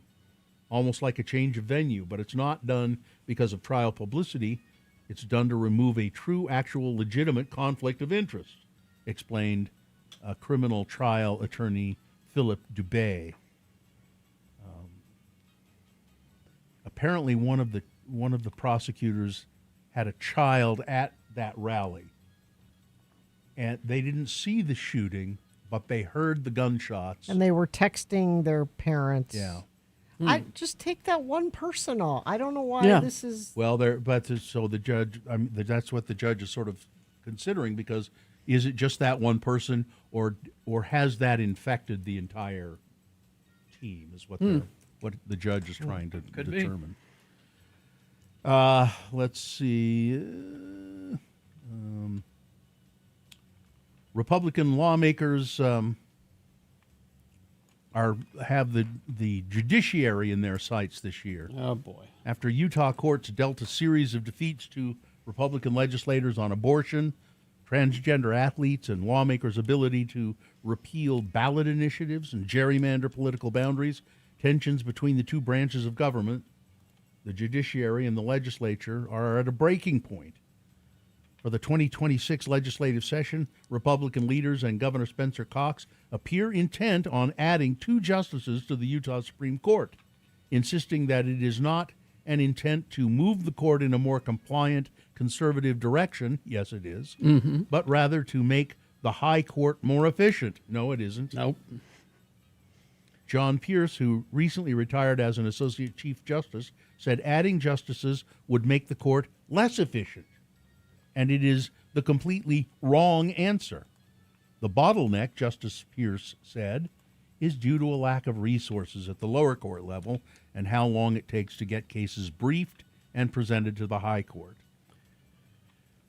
I just think you don't like the fact that you keep losing. Yeah, So what that's absolutely what it is. It's just a matter. And I just really wish they just wouldn't lie. Yeah. Spencer Cox and legislative leaders say it's not an attempt to move the court in a more compliant, conservative direction. It is. It is. We can see it. Let's see. Utahns again will see a slate of bills from the Republican supermajority taking aim at transgender people. You know, the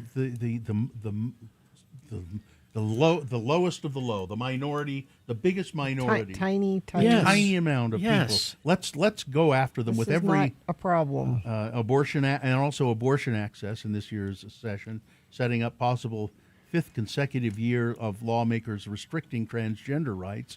One lawmaker who has developed a reputation for his enlistment in the culture wars is Trevor Lee, the latent Republican who, during his initial campaign for the legislature, was criticized for using a slur to describe transgender people. This year, he's introduced House Bill 183, a 6,600-line bill that would have sweeping impacts on the transgender community. You know, he's It growing would- a mustache. Oh.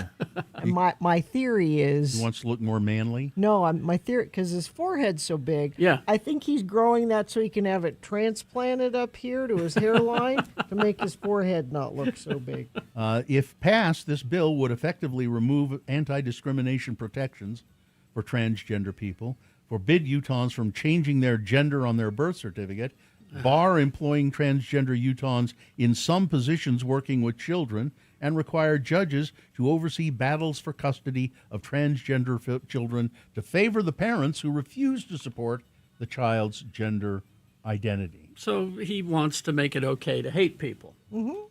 The Justice Department is investigating whether Minnesota Governor Tim Walz and Minneapolis Mayor Jacob Frey have impeded federal immigration enforcement through public statements that they have made. Huh? 2 people familiar with the matter said. So by saying what they think the situation is, by stating their opinions, this deserves investigation by the Justice Department. Okay, now do Trump. The investigation, which both Walz and Frey said was a bullying tactic meant to threaten political opposition, focused on potential violation of a conspiracy statute, the people said. They spoke to the Associated Press on condition of anonymity because they weren't authorized to discuss a pending investigation.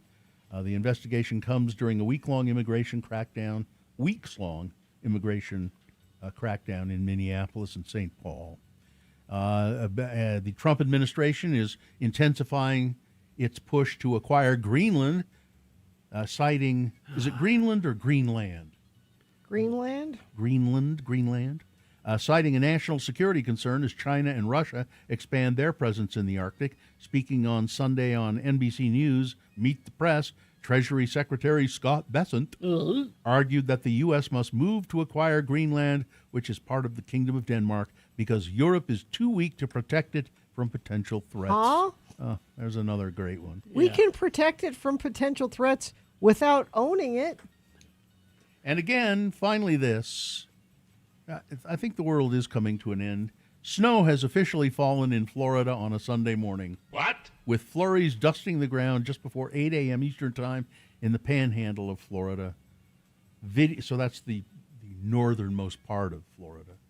Videos and photos show the snow beginning to hit the ground along Interstate 10 north of Fort Walton Beach. There it is. Yeah. This is climate change, folks. That's the change part of climate change. Yeah. We haven't had an inch of snow here in Salt Lake There have been all winter long, and Florida's getting... This isn't the first time it's snowed in Florida. There have been more than 80 instances of snowfall in Florida documented since 1886. But it's a pretty big storm, particularly for Florida. For Florida. Yeah. All right, that's it. Weather, traffic. As I was saying, we haven't had an inch of snow here in the valley all winter. Whose so fault far. is that? Huh? It's Spencer Cox's fault. I think somebody needs to fess up. Spencer needs to pray harder.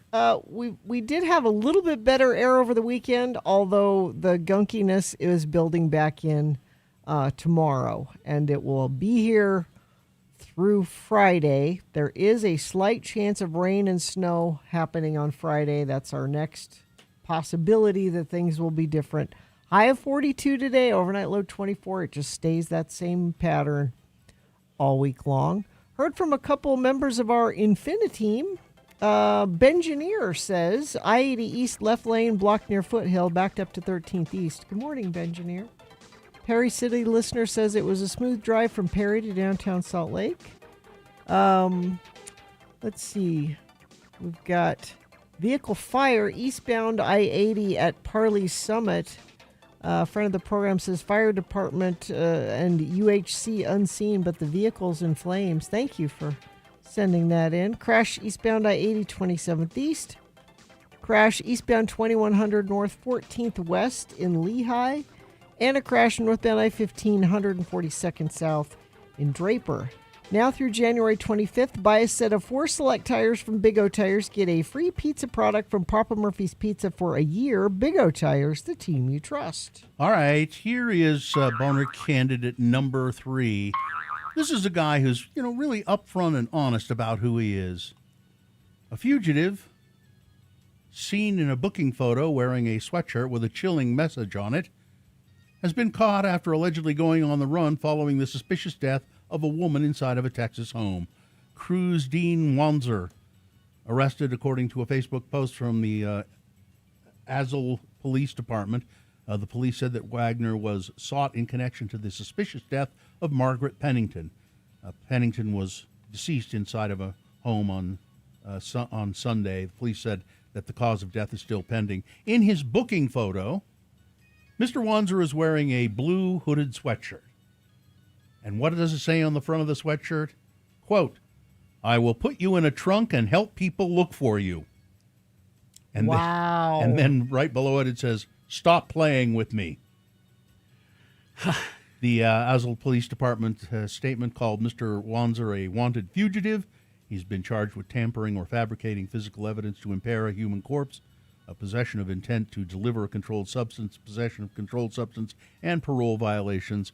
A search of warrant records indicates that somebody with the name Cruz Dean Wanzer has previously been charged with possession of controlled substances and other crimes. And he's wearing a sweatshirt that says, I will put you in a trunk and help people look for you. Don't play with me. Yep.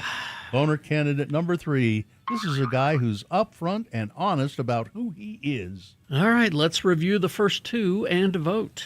Boner candidate number 1. The Kenosha killer reemerges as clueless as ever. That's the stupid killer, Kyle Rittenhouse. You remember he's the guy who, maybe people don't remember specifically, but when there were protests going on that got violent in Kenosha, he showed up with an AR-15 or something like that, an assault gun, and the National Guard people sort of just waved him on. Yeah. And he went down into the middle of it and killed a couple of people, and then was found not guilty. Yeah. Hailed as a hero. That's Kyle Rittenhouse. Now he's back telling people, don't drink fluoride water because it'll make you gay. Boner candidate number 2. Hey, look at it this way. You got 2 surgeries for the price of 1. This poor guy in Argentina, he went in thinking he's going to get a gallbladder surgery. Instead, they gave him a vasectomy, and then they gave him the gallbladder surgery right after that. So, 2 for the price of 1. And boner candidate number 3, this is a guy who is upfront and honest about who he is. All right, here we go.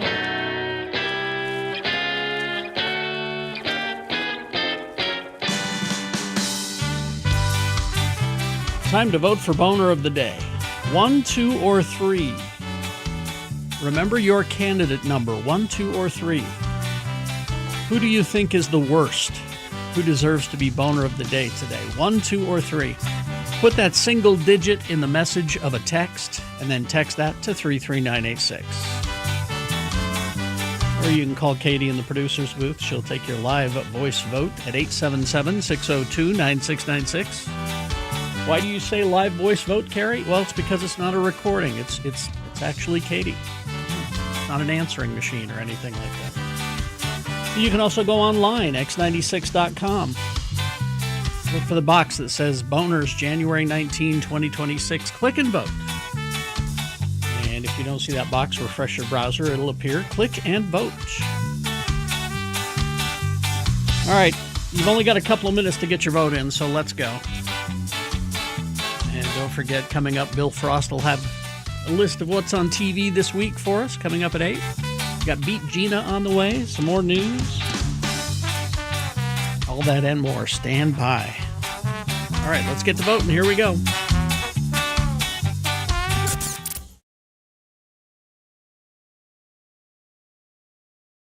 So you have a list, I understand, Gina. I do. A list? It's Radio from Hell with another list, because people love a good list. X96. It's 15 clever phrases that instantly humble an arrogant person you're having a conversation with. Oh. Okay. Let's see how many of them would work on me. Bless your heart. That's yours. Are you done yet? Yeah, try that. And my response to that would be, no, I'm not. Funny, I don't remember asking your opinion about that. Well, you need it. These are the responses an arrogant person would give. Okay. You're coming up with those really quickly, too. Yep. And that's relevant to me how? If you don't know, you need it more than ever. You get that makes you sound like a jerk, right? I don't care. I think you could have done better with that. That was kind of weak, yeah. Honestly, do you even hear yourself? I don't have anything for that. Could you dial back the ego to like a 5? Well, bless your heart. I'd be impressed if it wasn't so obvious that you're full of it. Full of what? Knowledge? Is that what you're against? I'll be sure to let you know when I'm interested in what you're saying. Or when you understand it. So what else do you have going for you? Good looks. Well. Hey! Weird flex, but okay. Weird what? Weird flex, but okay. I like that one. Oh. You do realize nobody's perfect, right? Well, yeah, of course. Okay, I've got places to be. Well, Then be off with you. And finally is not verbal. It's just an eye raise. An eyebrow raise. Okay. You just go. None of those worked on Bill, though. I don't. Nah. He had a comeback for just Most of about them. all of them. You know why? I've heard most of them. You get that makes you Practice. sound like a jerk, right? I Yeah, like that. I've heard that. I like that one. Yep, I've heard that. Or I've had other people tell me, that makes Bill sound like a jerk when he says that. Yes, I do. Yes. Yes, and he probably does too. Well, you know what I say. What's that? Brett in the chat room beat me to it. Po Buddy's nerfect. Oh, God. No? No. We hope you'd enjoyed another list with Radio from Hell on X96.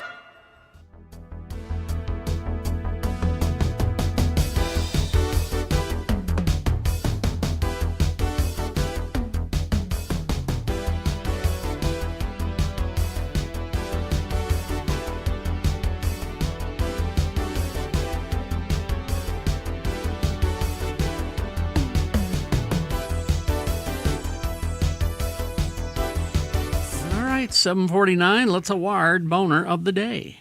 And the boner of the day is brought to you in part by a corn dog. Where'd you have a corn dog? At the home. At the home? At a the home corn dog? I was at Snyder Brothers Meats some time ago, and I was looking at the frozen stuff they had. Mm-hmm. They have a whole bunch of all kinds of frozen items, and they had frozen corn dogs that I believe they make there, and then package them and freeze them. Well, their meat's good. We'll try their corn dog. Huh? And you know what? What? The corn dog. It was a good corn dog. And now through January 25th, buy a set of 4 select tires from Big O Tires and get free pizza products from Papa Murphy's Pizza for a year. Big O Tires, the team you trust. Well, the voting was pretty damned even. Boner candidate number 2, look at it this way, 2 surgeries for the price of 1, came in third. But then sort of splitting the votes, Boner candidate number 1 and number 3. And the winner by about 20 votes was Boner candidate number 1. The Kenosha Killer reemerges as clueless as ever. Yep. That's your boner of the day for today, January 19, 2026. Now qualified to be boner of the week. Speaking of dinner, Yeah. we went out to dinner last night for Daddy Gary's birthday. All right. You had the dinner at home. Yep. On Saturday. Yep. And then went out to dinner, Mhm. and it was his choice. He got 2 dinners. And was it his choice? Of where he we wanted went? it? Yeah. No, my sister planned it, which it was great. We went to Hearth and Hill in Sugar House. Oh, yeah. It was good. But, it's all us kids and our spouses. It's a big group It's of a lot of people. Yeah. And it's all, and we've How many do you think? 2 versus 13, 14 people. Okay. That's a big group. But we've decided, because Daddy Gary usually pays and For everybody. Yeah, and Well, we it's are his all, birthday. but we are all damn adults. Yes. And employed, most of and, you. and it's time for Daddy Gary to stop paying. Yes. So before we went out to dinner, I sent out a text to all the siblings and said, we are all paying for our own food. But then you go out to eat and it's this big cluster of Yeah. No, that's and you feel bad telling the wait staff, do you mind if we Yeah, and it was all your fault. but it's always a problem. So as we're talking about this last night, and somebody has cash and other people have, and it's just my sister was telling me about a restaurant in Vegas that they went to, and it was a group of friends. They were down. They went to go to the NFR down there, the National Finals Rodeo. So it's a bunch of different couples out to dinner. And after they delivered the food, the waiter said, there's a QR code on the table. Scan that QR code anytime you like, and it is set up where and it says on the code, you're sitting in seat number 1. So when you're and when you're with a big group of people, sometimes you don't all get up and leave at the same time. Yeah. You want to leave at different times. When you're ready to go, you just scan your seat number, and it's already figured out. Okay, you were sitting there, you had a glass of Cabernet and a steak. Mm-hmm. It's all figured out, and so you just pay for your... So do you pay at a No, just on your phone. You just pay with your phone. The waiter never comes back. I think that's genius. Every restaurant should have that. You just... Here's your bill for your seat right here. Yeah, but then you have to hire some tech nerd to keep that thing running for you. What? It's just an app. You don't have to hire a tech nerd to do anything. It's pretty complicated to do all of that. No, the app Well, figures to build it it, out. yes, it's complicated. Yeah, to build it. And Well, it's already built. It's, When the waiter comes, a lot of restaurants have this. When the waiter Yeah. comes to the table, and they have like a little handheld thing that they take. Well, they your- do that almost exclusively now. So it's And- easy when they're taking your order. Like, okay, you're in seat number 1. This is seat number 1's order, and I think it's genius. So my wife was in Europe a year ago, 2 years ago, and she said every place you go in Europe, they have that where the credit card never leaves your site. Yeah, you're right there. And the main reason they've done that is to try and prevent credit card fraud, and so that you're right there. The waiter just gives you the little machine, and you put your card there, and you see it all happen right there. But I love this that you never, ever again have to go, okay, well, I had this and you had that, and I'm going to give you $20 and you pay with your credit card. None of that. I remember Here's your bill. I for now your remember seat. the last time that happened to me. It was a big family gather, and it was so long ago. It was at Tokyo Boys and sushi, and it was a big group of us, and it was the mother-in-law and the mothers and I forget what the event was, but we had a pretty big bill, and so everybody then starts arguing about who's going to pay what and how's going to pay, and finally, Uncle Todd and I, Todd and Aaron Todd, Uncle Todd and I just said, "Hold it, everybody, stop. We're taking care of this. No, stop. Stop. Mm-hmm. We're taking," and just the two of us went and we just split it between two credit cards. And, because it was just, it gets. It makes it so you don't want to go out with Yeah. a big group of people like that. I don't like going out with a big group of people. Anyway. Like that. Yeah. I mean, For any number of reasons. Last time we went to dinner, we just went with another couple that we know, and we do what we usually do, and that is order what you want, and we split it down the middle. But wouldn't it be nice? Hand them two credit Yeah. cards Yeah. and go here. Wouldn't it Split be in the nice? middle. Just Yeah, pay but for you your had own. more than I did. Yeah. What you had was more than I had. Yeah, so. We didn't go anywhere. We just made your spaghetti sauce. How'd that turn out? Turned out real good. Yeah. Mhm. Use the soy sauce as the Yep. ingredient. No, the Worcestershire. Was it the Worcestershire? No, soy sauce. Soy sauce. Okay, yeah. Soy sauce. My thought was that it should be That's actually it. Worcestershire. That's but, it. No, we did do the soy sauce. But it is in the original recipe. It's Mhm. soy. I heard from a couple other people. Mama Barberi's pasta sauce has taken on a life of its own. It I is. got emails from people saying, "We made it over the weekend. It was great." It's got its own Instagram page now. What was her first name? Anita. I think Anita is probably looking down from heaven right now and saying, "Most of you are doing it wrong." Probably. All right. We will take a break. We will be back. Oh, let's do some traffic real quick here. Yeah, a friend of the program says there's a multi-car crash eastbound lanes at the entrance of Parley's Canyon. The vehicles and emergency vehicles have pulled off to the center. Traffic is backed up as far as I can see to Sugar House. Westbound lanes are clear. Eastbound lanes are backed up. Thank you, friend of the program. That is not great, but it's helpful that you sent that in to us. So thank you for that. Anything else that you're seeing, please share it with us. 33986. All right, so we will take a break. KXRK Provo. After these messages, very short break. Bill Frost will be here to tell us what's on TV this week. Stand by. UtahAdvocates.com.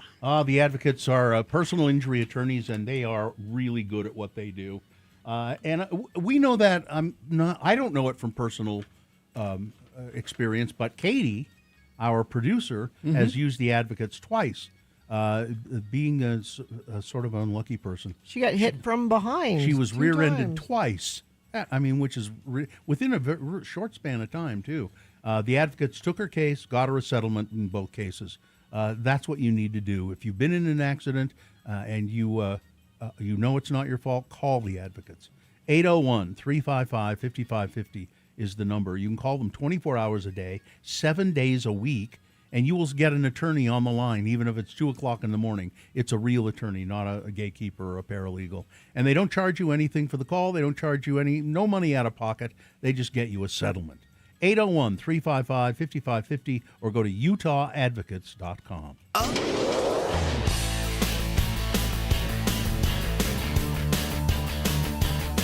So, Bill, you're an Ogdenite, a local that grew up in that area. Ogden boy through and through. So my goal in life is I mean, I love being on the radio. This is a great job. I'm a professional announcer, and I have my radio show, and this is great. But what I want to do more than anything is to even just for a few minutes, like a half hour, at the Burger Bar in Roy.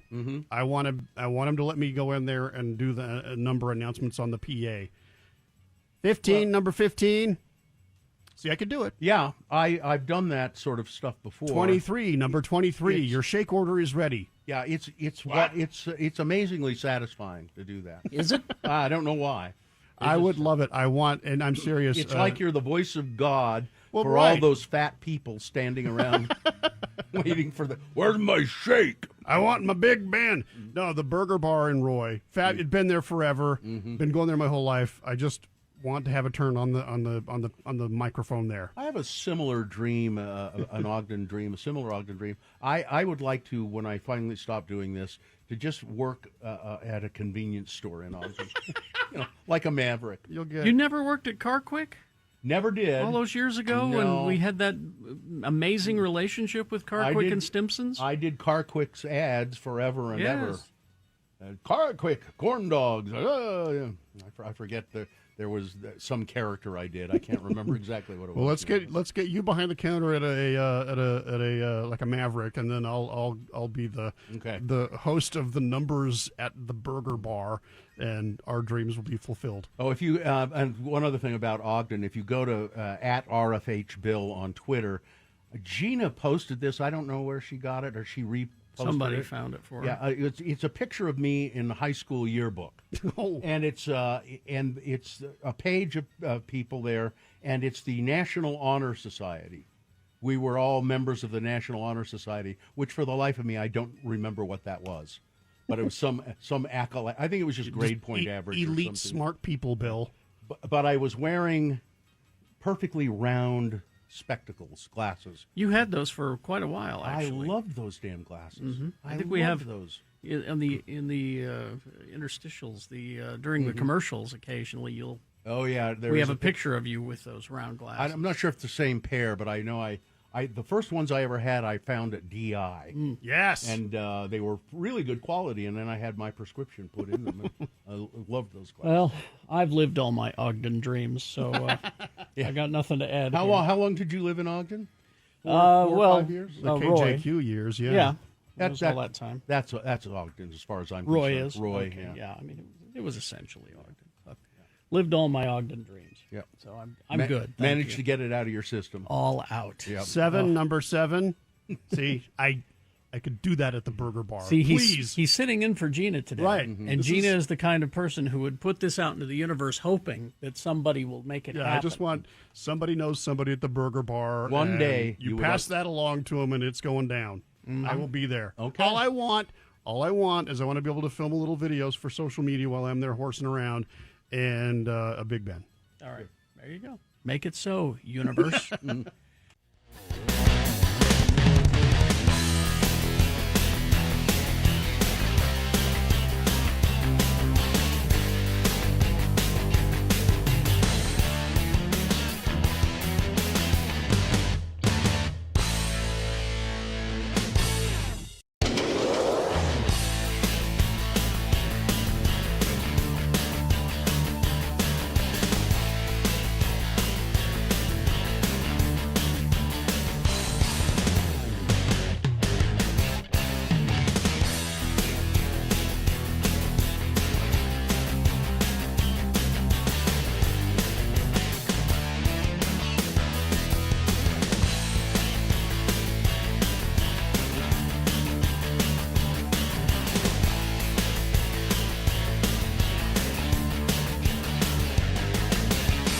Dory did from Centerville. Centerville? Dory would like to know what she should be watching on the television today. Dory, you're in luck. Bill Frost is here to tell us. Sponsored? No. All right. Well, Bill Frost is, in fact, here, sponsored or not. He's here to tell us what's on the TV. Bill is a writer. You can read his scratchings at cityweekly.net. Your column not every week, right? Yeah, once a month. Yeah. He's busy with other things. Well, doing a podcast called the TV Tan Podcast. And also busy with being a musician in the band Magda Vega, fresh off their triumphant tour of Ogden. Yes. Yeah. So you can find all things Bill Frost where? At billfrost.tv. So you say. You can also subscribe there. I could mail this stuff to you. Oh. This could be an email. This TV report. Yeah. Could be Tomorrow, Star Search is back. Is Ed McMahon still hosting? They could not get him. No, he was unavailable. Who did they get? They got Anthony Anderson. Okay. And this is probably the original talent show, one of the original talent shows from the 80s. Yeah. TV talent show. Your judges include Jelly Roll and Sarah Michelle Gellar and Chrissy Teigen, if you remember her. Well, she's married to John Legend. There you go. And she's from Delta, Utah. Utah's own. Yeah. Teigen. And the original Star Search brought us Beyonce and Justin Timberlake, but it also brought us Adam Sandler and Kevin James. So... and this is going to be comedy and singing and acrobats. Variety. Everything. Variety, yeah. Okay. And that's on Netflix on Tuesday. Also on Tuesday, season 3 of Just a Dash. This is a former YouTube series hosted by Matty Matheson, who's Neil from The Bear. He's the handyman. Oh, yeah. Maddie. He's actually a chef. He's actually more qualified to be a chef than Jeremy Allen White is. And he has a band, too. Yeah. He's a former heavy metal roadie. He's done it all. He's the guy with the neck tattoos. Yeah, big guy. And so now it's on Netflix. So you used to get it for free, and now you got to watch it on Netflix. And what's it called? It is called Just a Dash. Like a dash of pepper, a dash of salt, a dash of... Yeah, also on Tuesday on Paramount Plus, if you need a new murder documentary in your life. Sure, I'm always game for that. On Paramount Plus, Handsome Devil, the Charming Killer. The guy with the tattoos all over his face, but he's apparently charming. Oh, that guy. That guy, yeah. Yeah, I remember. And SpongeBob, the SpongeBob movie Search for SquarePants is also available to rent or buy tomorrow. Who cares? Oh, come on. Somebody might. Yeah. On Wednesday, here's the big hype of the week: The Beauty on FX, and next day Hulu. Ryan Murphy's new thriller. It's basically the Substance. It's based on an Image comic, though. Okay. And what it is like supermodels are dying in Paris. Something's up with them. So the FBI gets sent in. That is Rebecca Ferguson and Evan Peters to investigate. The creepy billionaire drug inventor is played by Ashton Kutcher. That makes sense. Yep. And the guest cast includes Bella Hadid, Billy Eichner, Ari Grainer, Peter Gallagher and his eyebrows, and Vincent D'Onofrio, the Kingpin. That's interesting that it's The Substance and it's Ashton Kutcher and Ashton Demi Kutcher Moore. is also there's at least a couple of interviews out there where he says, "Yeah, I know." Yeah, I get it. And a new crime thriller on Prime Video called Steel, starring Sophie Turner. It's she works at a pension fund, and there's a robbery that happens, but the detective believes something is afoot. Something's not adding up here. So therefore, he's going to be investigated, and it's very British. Okay. It's very British, because they stole pounds, not money, not dollars, not American money. Well, I'm not watching it then. Yeah. I won't be able to follow it. It's also on Netflix again. Another Elizabeth Smart documentary, Kidnapped. Another one. Yeah, but at least Ed Smart's not going to make a buck off it. Yeah. So there's that. Thursday, Bert Kreischer. Who is that? I know that. The shirtless comedian. Oh. That's all you can name about him. Exactly, He's shirtless comedian. He's also makes the rounds on the Bro podcast. Yeah. This is Free Bert on Netflix. He stars as Bert Kreischer, who's married and has 2 daughters, and they just got accepted into an elite Beverly Hills private school. Hey, Bert, can you put a shirt on? That's the premise of the whole show. Can you not embarrass us? Well, that sounds exciting. Yeah, 6 whole episodes Man. of that. I used to follow him on social media just because I follow a lot of comedians. Yeah. And there was a time he posted more than just his shirt off, Oh. just there, What? without any warning. And I said, "Well, that's it. all. I'm done with you. Bert. I don't want to see that. I wish you would have told me. I would have reacted and evaded my account. You should opt in for that kind of content. Yeah, not be yeah. surprised by it. Also, here's yet more content you're probably not going to want to see. Canada Shore on Paramount Plus. It's Jersey Shore in British Columbia. What? Yeah. And Snooki's here. Really? Why? Yeah. Why? So now we're locked in a race to see if it's going to be Greenland or Canada, who really wants to be our 51st state because, look, we got a Jersey Shore. Yeah. But here's some good news. On Thursday, a new docuseries drops. Mel Brooks, the 99-year-old man. Yes. Oh, good. This is from Judd Apatow and I can't even say this guy, Michael Bonfiglio.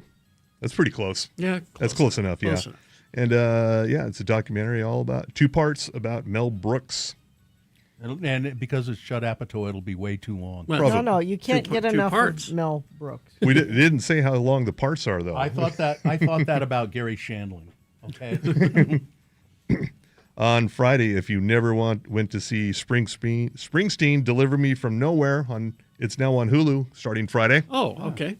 And also if you never went to the theater to see The Smashing Machine with The Rock, another biopic. I'll pass. Yeah. Yeah. And you've probably seen a lot of promos for this and a Saturday Night Live sketch, Skyscraper Live on Netflix. Free Solo guy, Alex Honnold, is going to climb Taiwan's Taipei 101, one of the tallest buildings. My God, really? Yep. And he's going to do this live? Going to do it live. I think Bill's going to watch that. I don't know if I can. Yeah. It's on Netflix? It's on Netflix, yeah. And when is it? Friday. And I have kind of a leg up on this because I've watched Dwayne The Rock Johnson's Skyscraper and I've watched Anna Nicole Smith's Skyscraper from the 90s. So I know all about skyscrapers. So if you need to know anything, just come to me. Real Time with Bill Maher is back on Friday, where I'm sure he's going to complain about the Golden Globes. They were mean to him. He did complain in public. Well, he will probably some more because Woke Hollywood, the Woke Hollywood that's let him have a show on HBO for now 24 seasons. Yeah, I haven't watched his show in 6 or 7 years, and I feel great. I check in once in a while. It's like, yep, still once in a while he's got a good one, but he's still trying to fill a whole hour. No. Saturday, Have I Got News for You is back, season 4, with Roy Wood Jr., Amber Ruffin, Michael Ian Black. That show should be funnier. Yeah, it should. Yeah, because he's funny. It's sort of funny. Yeah. It should be funnier. It's only So it isn't, sort huh? of funny, yeah. On Saturday Night Live, hosted by Tiana Taylor from One Battle After Another. And musical guest, Geese. I don't know if you play Geese here on X96. Band from Brooklyn, really cool, but probably not anymore after the appearance on Saturday Night Live. You're not cool anymore. Yeah. And Sunday, wrapping up with a new Patrick Dempsey series on Fox, premiering out for some sports ball. It's called Memory of a Killer. McDreamy. He's a hitman. McKillery? Yep, McKilly. He's a hitman who's got early onset Alzheimer's, and he's trying to keep it from his daughter. And his buddy who runs a restaurant, Michael Imperioli, is also his criminal front. I thought this sounded familiar, and I was like, "Yep, this is a movie from 2022, Memory, starring Liam Neeson and Jessica Chastain, which was also based on a Belgian movie from 2003. Oh, that's an interesting premise. Yeah, so it's got it's real interesting. They've done it 3 times now. And now you get good-looking hitman. All right. And I'm sure he's morally conflicted. Of course. He's too good looking to have dementia. You don't expect the good looking to have dementia. The Mel Brooks is on what? It is on HBO and HBO Max on Thursday. And since I don't go to theaters, I finally saw one Battle After Another on HBO Max. Great movie. Great movie. I don't know if it's win all the Golden Globes great. I mean, they could have spread the love around a little. but still, Pretty fantastic great. movie. Yeah. And because I don't go to theaters, I finally watched The Running Man yesterday. Oh. And? Well, we thought we'd just watch The Running Man because we could check out, and it would be a brainless little piece of candy. No, it's a documentary. It's Yeah. everything that is happening on that show, on that movie, is happening. And they have a little shout out to Arnold. Yeah. There and yeah, I don't know. I still think we had a perfectly good Running Man with Arnold and Richard Dawson. But Coleman Domingo taking over the Richard Dawson role. Great job. This is different. It's little different. You know, yeah. you've got your Schwarzenegger Running Man. You can have that. It still exists. Yeah. This one is different. And Much less of a comedy, but it still has some funny parts. It does to it. have Yeah. some funny stuff. Yeah. All right. All right. Is that everything? Yes. Thank you, Bill Frost. BillFrost.tv. Yes. Thank you very much. All right. Traffic, Gina, please. Well, if you're seeing that incident at the mouth of Parley's Canyon, let me know. I haven't had an update in it in a bit, but there's a vehicle fire eastbound I-80 right there at the mouth of the canyon. Let me know what you're seeing. Everything else looks pretty good. I'm not seeing any other slowdowns or issues as far as UDOT's concerned, but they're notoriously bad at getting that information to me. You, however, you are good at it because you just have to text 33986. New year, new adventures, new deals. Get up to $120 off select Bridgestone tires or $110 off select Firestone tires now through January 31st at Burt Brothers. Burt Brothers, auto care done better. All right. Beat Gina coming up after these messages and a song. Easy to play, easy to win the prize. All you have to do is play the game to win the prize. What is the prize? It is 2 tickets to the sold out Lights Camera Brunch at Squatters with us on Sunday. We have a couple of extras. All right. Lights Camera Brunch tickets. 877-602-9696. That's this Sunday, if you can attend. 877-602-9696. I think you have to be 21. You do. Play the game. Come and see us. It'll be good. All right. After these messages and a song, stand by. Vaxildan, our radio pup, finally has a sponsor. It's Zero Res, and this time of year brings a lot of dirt and things through your house, damaging your carpets. Vax says book your carpet cleaning appointment today. Not only do you get the 4th room free, but your animals will thank you with extra love. Go to zerores.com today.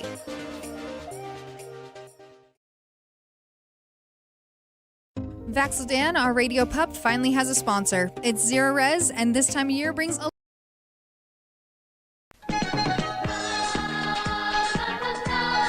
Boy, you came through, everybody. We got a flood of best questions, and don't worry, we're going to hang on to those. And perhaps if we don't read yours today, yours will get read on a different Friday when we do best question of the week. Keep them coming. Radio from Hell at x96.com. Katie, what is our best question today? Today comes from Missy Parrish. It says, what cartoon character would you see yourself married to? In this situation, they're all single. Cartoon character. Well, Jane Jetson. Jetson. Now, you notice in our last break we said even stupid questions, and I think that we picked the dumbest one. But now, Bill, Jane Jetson, when I think of Jane Jetson, I remember the part in the opening of the Jetsons where she's asking her husband for money, and he pulls out his wallet and takes a couple bucks out, and then she grabs the whole wallet and just leaves him. That's you. You want to be married to that woman? Wow. Yeah, that's some consequences here, Bill. Yeah, Gina, because she's just like all women, you know. They just want money. Jane, if I could be married to Jane and Judy at the same time. Wait a minute. Now, mother-daughter? Yeah. That's weird. That's weird. You went weird, Bill. Well, and I also like Betty Rubble. I also kind of always like Betty Rubble. Yeah, there was an Barney's appeal to wife. Betty. But she and Barney, I wouldn't want to break up that relationship. That they do have a good relationship, you have to admit. So, Gina? but Jane Jetson. All right. Woody Woodpecker? No, Woody from Toy Story. Why Woody? Why Woody? Because he takes care of everything. But there's a snake in his boot. He takes care of everything. He's looking out for everybody, and he tries to can, please everybody, Gina, and that never works. But everybody looks to Woody to make everything better, and he's the moral compass of whatever group he's in. Now, is everybody. Could we Woody, consider him do? a cartoon character specifically? I mean, He's animated. Yeah, but he's like a what do you call that kind of animation? That's a computer animation, so Yeah. you have to decide whether you're a purist or not. Yeah. Oh, we're gonna go down that. Are you an inkist? No, I guess I'm not an inkist. It's Woody for me. Really? He can ride a horse. He's a gentleman. Yeah. Okay. I will go with the absolute sexiest cartoon character, Velma from Scooby-Doo. She's yeah. Yeah. She's smart. No, she's hot. She's hot. Well, she's very smart too. Yes, that's true. But she's hot. It's the I think it's the sweater. The base answer would be Jessica Rabbit, obviously. Yeah, but do you want to be married to Jessica Rabbit? I She think seems that would like trouble. She does seem like a trouble magnet. And also, think about it. She was an alcoholic, I think. Think about it. She has sex with rabbits. Okay. Think Yeah. about that. Yeah, you don't want. I don't think you want to be married to her. You might. That's a fun weekend. You don't want to be married to Jessica exactly. Rabbit. That's a weekend in Toontown, right there. There you go. That's a weekend in Toontown. And then you walk away. You rub the ink off of your self and pretend it never happened, and then just have fond memories when you're old. You look up and you say, "Grandpa, what are you smiling at about?" And he'll just go, none of your damn business. You don't need to know. You want to tell me about her? No, I don't. Nope. Of course, there's Betty this and is Veronica. true. Betty sorry. and Veronica from Betty and Veronica from Archie Comics. Which do you choose, though, is the question. It's just they go together. Betty and Veronica. Bill keeps angling for two. Well, That's See, you keep doing this plural. I was born and raised in Utah. That's true. Your last name is all red. Your polygamist roots are showing, Bill. Yeah. You're a But cartoon polygamist. If you have to choose, you have to decide. I mean, Betty would be loyal to you for life and would love you forever. However, with Veronica, you got Daddy's money there. Yeah. Yeah, I'd go with Veronica then. If I had to make a choice, I'd go with the money. And you're not wrong, Texter. What's that? I didn't even dawn on me why I was so attracted to Woody. Why's that? Because he's voiced by Tom It's Hanks. Tom Hanks. He is. Oh. That's part of it. Let's see. Someone is saying Luann from King of the Hill. I don't know. She also seems like she's more trouble. Yeah. Race Bannon from Johnny Quest. Sure. Mike Pence. Here's the thing about Race Bannon is his solution to everything is to throw a barrel at it. It's It works some of the time, not all the time. Let me throw a barrel at it. All right. Let's see. People are agreeing with me on Velma. It's the sweater and the glasses combo. Let's see. Clearly, the answer is Lola Bunny from Space Jam. Oh. I just found an article. It's 15 cartoon characters we secretly fancied. Female cartoon characters. Here, Betty Rubble. Penelope Pitstop. Oh, yes. I remember Penelope Pitstop from the Wacky Races. Yeah. Daphne from Scooby-Doo. See, everyone went after Daphne because she, she was the tall, pretty one, but Velma was really the hot Oh, one. the cartoon Wonder Woman is pretty hot. Yeah, she's all right, yeah.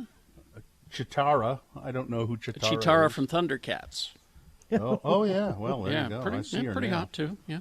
There are no men in this one. I'm sorry, Gina. Okay, sorry. Now, Ariel the Mermaid, she seems a bit young.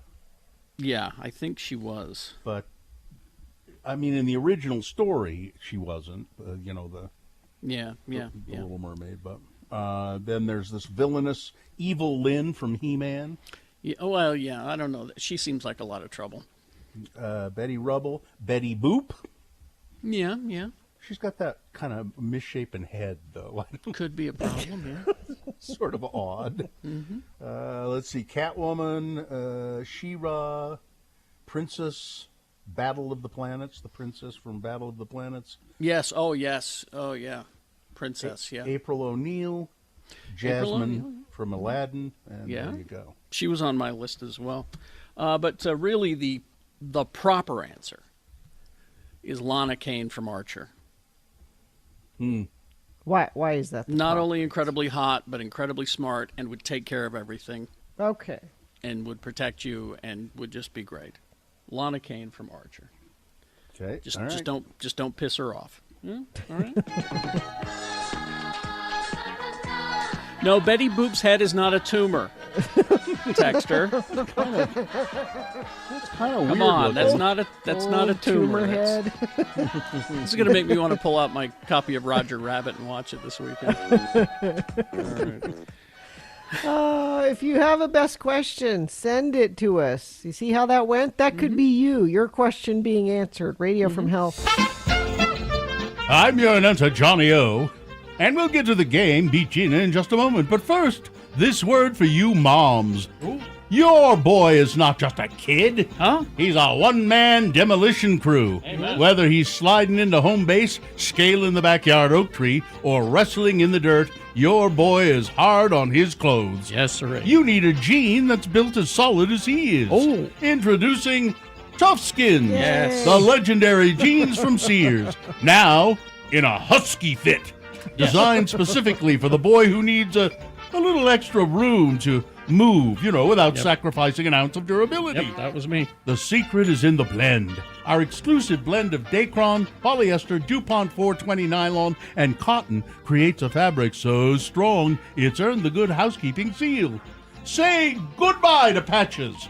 Our reinforced inner knee is thermally bonded to stay tough, no matter how many times he hits the pavement. We don't believe in one size fits all. Our husky jeans are proportioned through the seat and thigh to give him that extra comfort he deserves and the rugged look he wants. From the classroom to the canyon, Tough Skins are guaranteed not to wear out for a full year, and if they do, Sears will replace them free of charge. Sears Tough Skins, because husky means hard to break. Oh. Available at your local Sears and Roebuck and Company now. And now, he's not husky, but he is hard to break. He's your host, Kerry Jackson. Thank you, Johnny Ola. You're welcome. So here's the thing about Tough Skins, What's that? is that if they don't wear out, you don't buy more.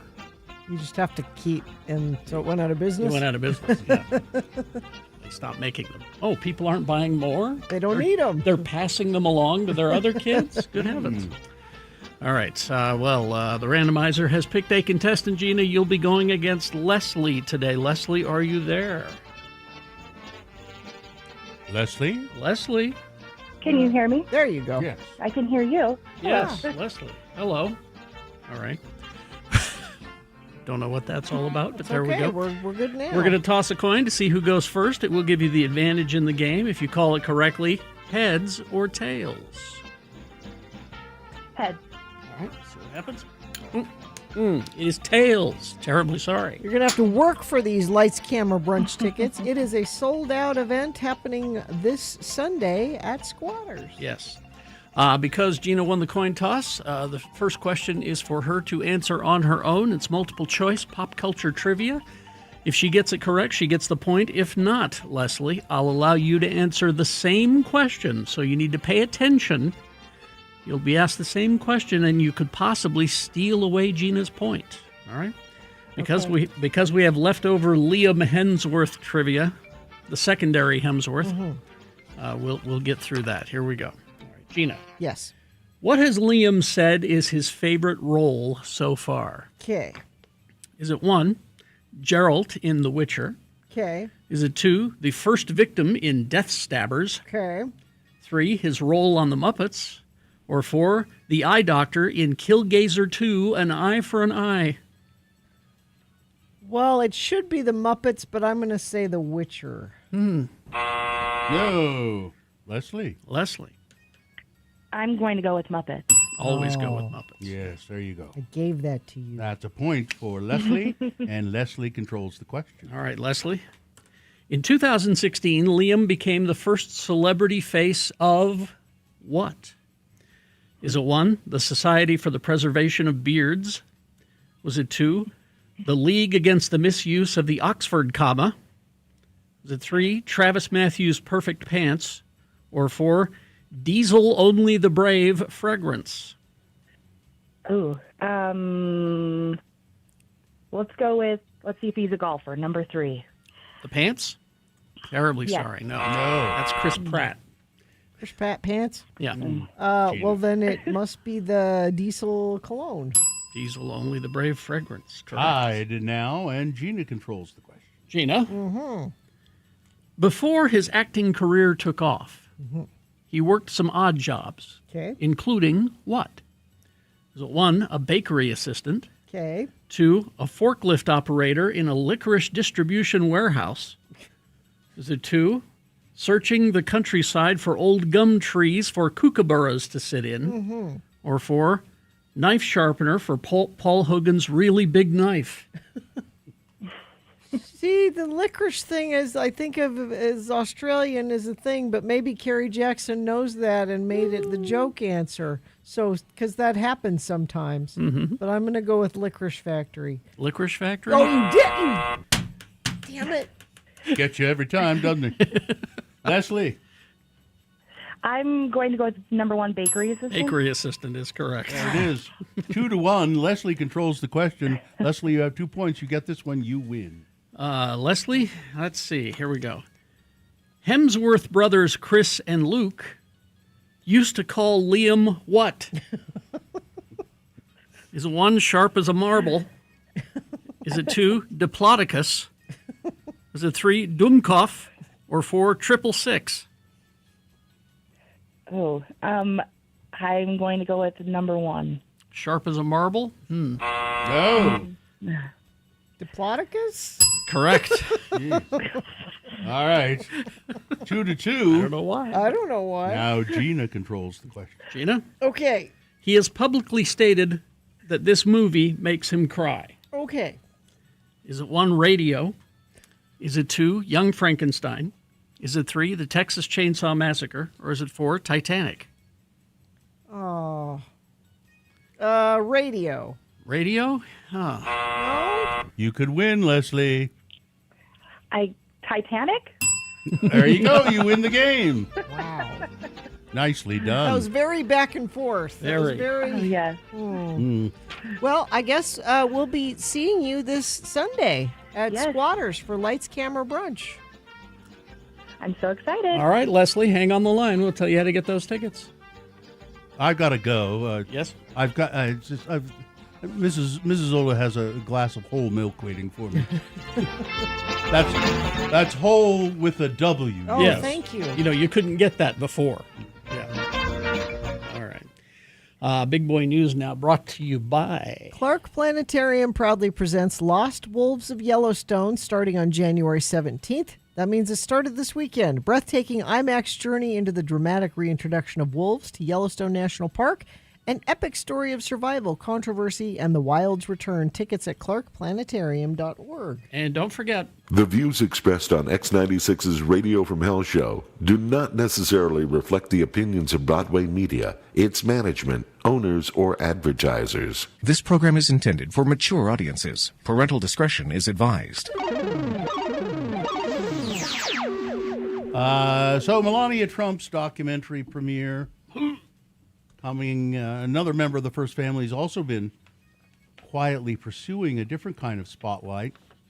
Former RNC co-chair Lara Trump was filmed on the set of a music video in Miami, collaborating with Egyptian superstar Mohammed Ramadan on a track called Sa Sa. Footage recorded in September, but gaining traction this weekend, shows the Donald Trump's daughter-in-law trading verses and dance moves with Ramadan. I watched some of this video. It's just awful. Of course. Who commands over 31 million Instagram followers and is set to become the first Egyptian artist to headline a Madison Square Garden concert this May. The Daily Beast described the scene as murder on the dance floor. And of course, she's also tried to have a singing career. Started with a cover of Tom Petty's "I Won't Back Down." Even though the remaining members of the family said, cease and desist that, please. This is a choice that carried baggage, even that the Petty estate, as Gina said, had issued a cease and desist to the Trump campaign in 2020 for using the song. Trump was in no way authorized to use the song to further a campaign that leaves too many Americans and common sense behind, the family wrote at the time. Tom Petty would never want a song of his used in a campaign of hate. But Laura is continuing with her attempt to be a singer by murdering other people's songs. Let's see. So much going on here. President Trump said one reason behind his push to acquire Greenland is that he didn't win the Nobel Prize.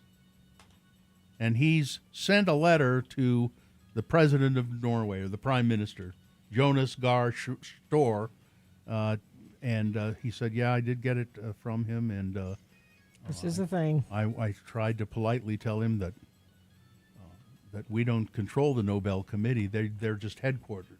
He doesn't understand an independent thing. No, like Carrie was saying. No, you tell them they need to do it anyway. Kristi Noem, Homeland Security Secretary, backtracked on Sunday after being confronted with a video of federal agents in Minnesota using pepper spray and other tactics which were supposed to be curtailed by a new judicial order.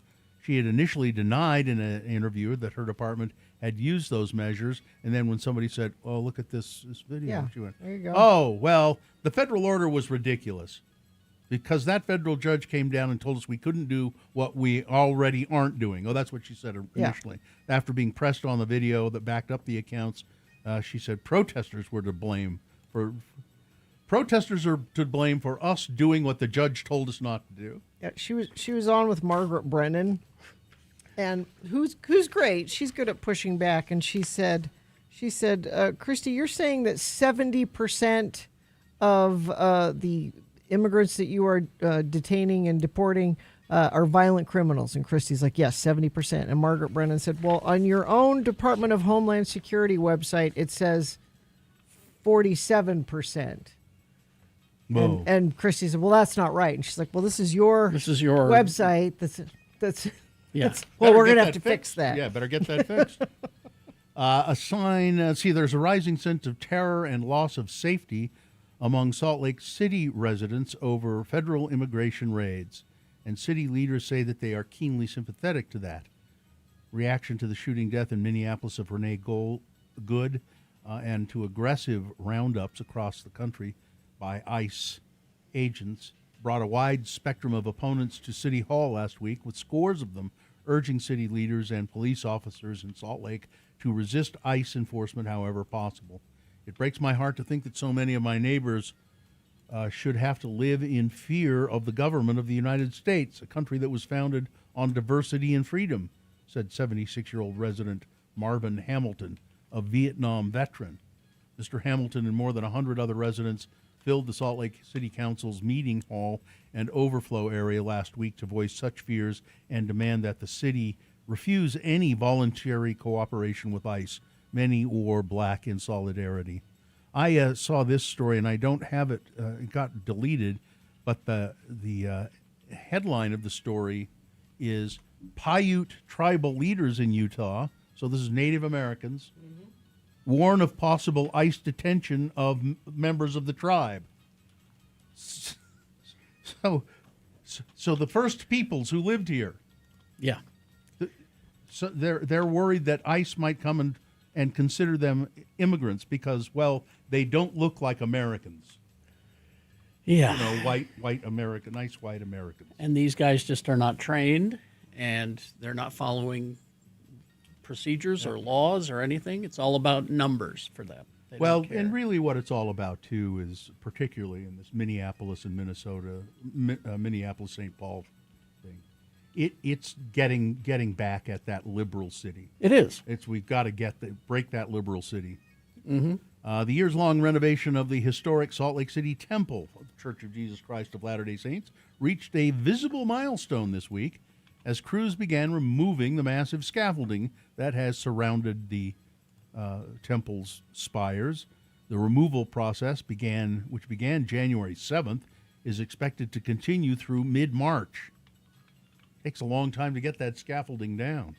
For several years, the temple has been encased in steel to allow for extensive seismic upgrades, structural strengthening, and exterior stone cleaning. The transition signals a shift from heavy exterior construction to the detailed finishing of the building's interior. Church officials confirm the renovation project remains on track for completion by the end of this year. Following conclusion of the construction, the public will be invited to a 6-month open house and celebration through 2027. Oh, does that mean we can Yeah. go? And I think Carrie and I have been in. To my knowledge, that's the only temple you've been in. It's the only one I've been in, out in Bountiful. I went to an open one in Brigham City. No, but this one, yeah, Logan, one of those. The original, the downtown Salt Lake Temple. I think it was. I think you went to Brigham City. Yeah. But if they're opening up the lines will be incredibly long. Oh, I'm sure. And you probably have to get some sort of a ticket. A ticket would be free, but I hope they thought about that. Yeah. Oh, I'm sure they. But I'd love to see the inside of it. I think it'd be incredible. Let's see what else we have here. A U.S.-based activist agency said Sunday it's verified that at least 3,919 people have been killed during a wave of protests that swept Iran and led to a bloody crackdown. And they are afraid that the number could be significantly higher. The Human Rights Activists News Agency posted the revised figure up from the previous toll of 3,308. The death toll exceeds that of any other round of demonstrations in Iran. And finally, well, that's it. That's all I have. You don't have anything light to add? Oh, okay. Yeah, we can't end on that. Let's do. I talked about this last week. Snowland Recreation and Education, free ski area in Fairview Canyon. Yes. So it had been closed for many, many years. Well, they opened it up to 50 skiers. One by one, skiers and snowboarders grabbed onto the tow rope. Mm-hmm. It is the only way. There's no lift there. There's just a tow rope. And one by one, they flopped like fish under the river of smoothly groomed snow, and so 50 people got to do it, and apparently it was great fun. But I think that this Snowland is going to be open for free skiing, but like you have to make reservations. Well, yeah, you don't want to overcrowd the hill. Yeah. Sports weather traffic. Well, we were talking with Amy Donaldson earlier about NFL games over the weekend, and we talked a lot about the Broncos part of the Broncos-Bills game, but not the Bills part. And I think because this news came through this morning, because he made Josh Allen cry, the head coach for the Bills was fired this morning. Really? Sean McDermott is out. Really?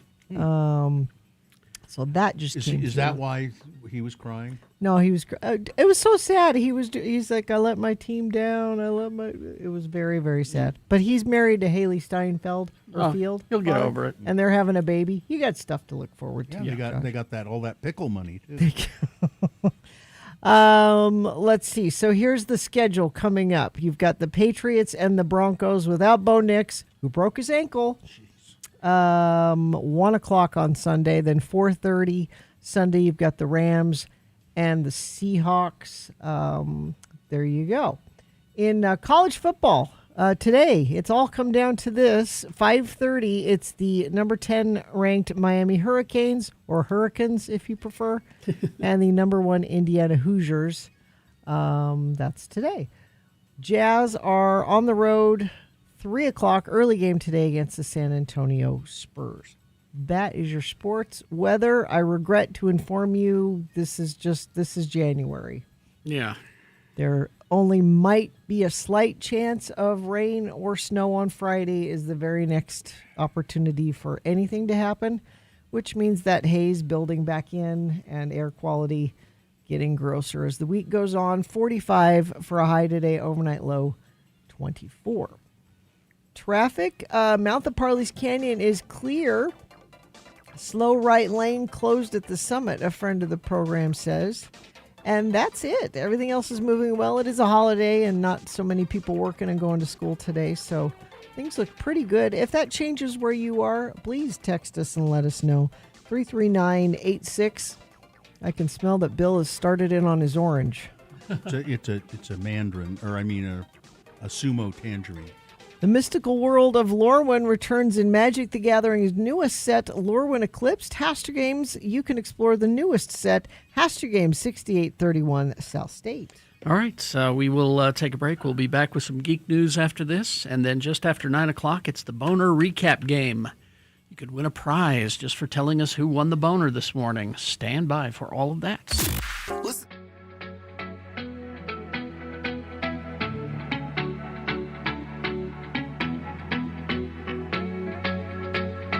Last week. Is this an email of interest? Yeah.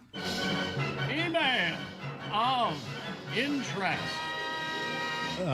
We did an X poll recently, and we asked, what kind of weird thing do you have in your house that a lot of other people wouldn't have? And I don't know if we still have the picture, Katie. I don't know if We don't have the Colonel Sanders? Colonel Sanders statue. This guy said, he said, I couldn't participate in the X poll, but he sent a picture. He said, this is what I have weird. And it's a statue of Colonel Sanders, and it looks to be life-size in his house. And we said, how? We need more information. Well, he has now sent more information. He says, here's the story of how I came into possession of the statue of the KFC icon. It's a little long, so you may have to condense it for time restrictions. Back in the 60s, when I was 5 years old, my parents took on a KFC franchise. I had no daycare at the time, so they took me to work with them. The statue was right in front of the entrance to greet customers with a bucket of fake chicken. Well, my parents moved on to several other locations over time. They were able to take the Colonel with them. It's always been in our home, growing up in the basement. Then they put it in the backyard for decoration. Years went by. 15 years ago, my parents sold the home I grew up in. My mom asked, you want to take the statue?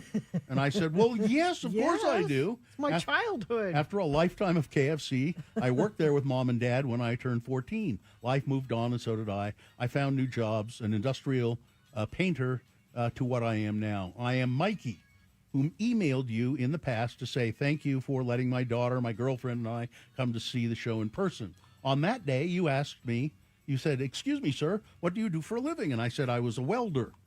And you asked me back then if the company I worked for had any issue with my black painted fingernails. To this day, I still get mani-pedis, and I still get them painted black. I wrote to you about my daughter passing away due to diabetes 10 years ago. I also told you that I had cancer again after losing a kidney, and I'm still fighting everything the best I can. Oh, man. I still work. I go to treatments. And by the way, you can let Kerry know that I'm not a redneck, as he thought, seeing the beer can on the floor. Well, I was just concerned. And by the way, God bless you, Katie, for finding that so fast. Well, there it is. There we go. X96.com/live. Said I was, in fact, moving into a new place and just cleaning up the old one. Sorry to ramble on, but it's what I do when I tell my life story. I am turning 60 this year. Thank you for so much of your time reading this. I've been a fan since KJQ days.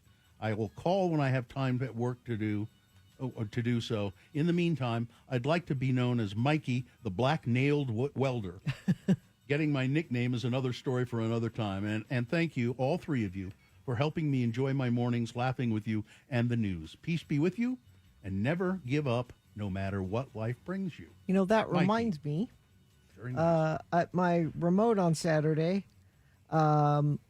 Cement Dave and Mrs. Cement Dave. Oh, good. And Lil Cement. Oh, you met Lily?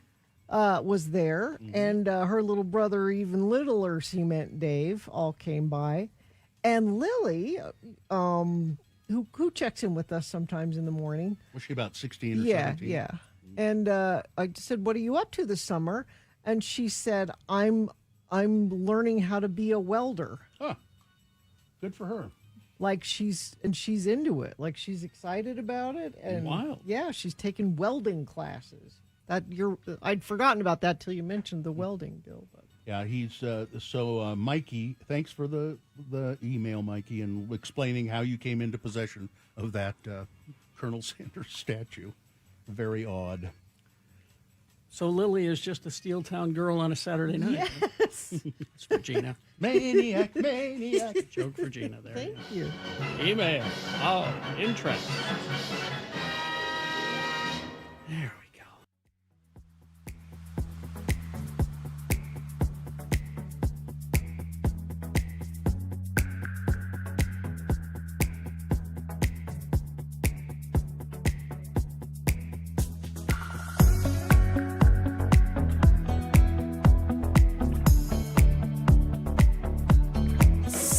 All right. Is this sponsored, Gina? Cabin Fever, locally owned and operated since 1982, located in the heart of Trolley Square. Cabin Fever is so much more than a card store. He's in his new location in Trolley Square. Moved back bigger space. Moved back there where the Williams-Sonoma was. Yeah. Because he needed it because there's so much there, more there than cards. Yes.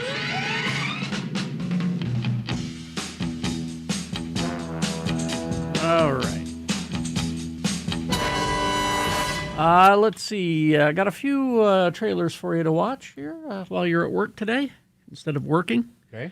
We got our second look. The first was a teaser. This is the official trailer for The Bride.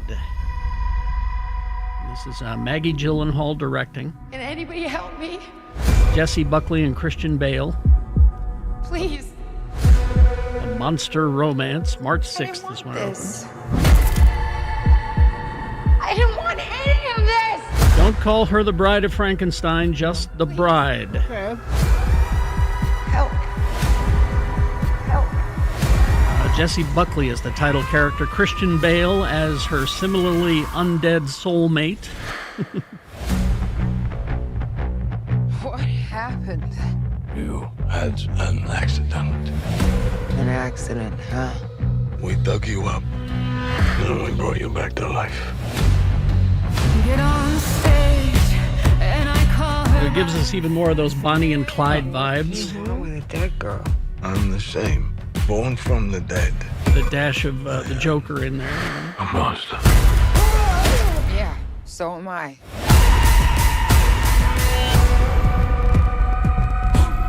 This world is a black hole. The corrupt are going to see life is here and it's coming to you from the monsters. Yes. Yes! This is a pretty unique take on the classic story.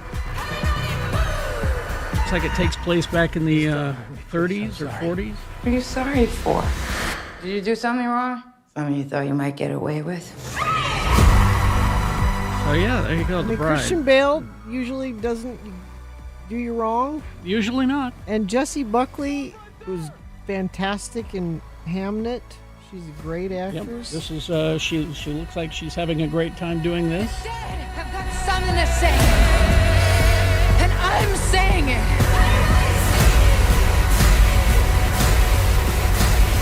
So it looks pretty cool.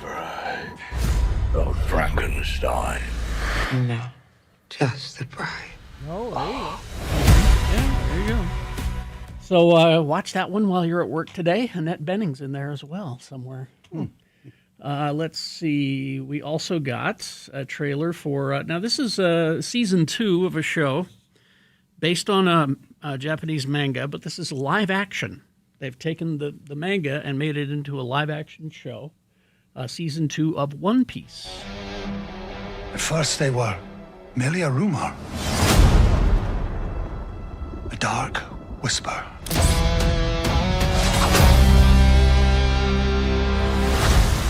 They are Baroque works.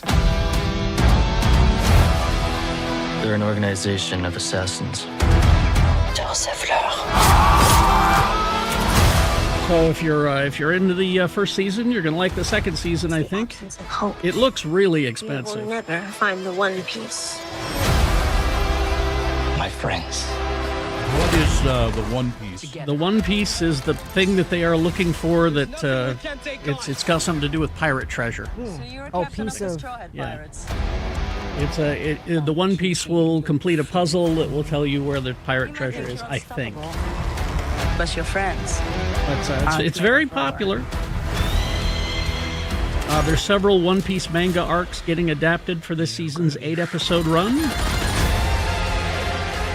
And they bring you Tony Chopper, which is like a little kitty cat raccoon kind of creature that flies on a bird that has machine guns mounted to him. You should. As you should. It's manga, for God's sake. Now's my turn.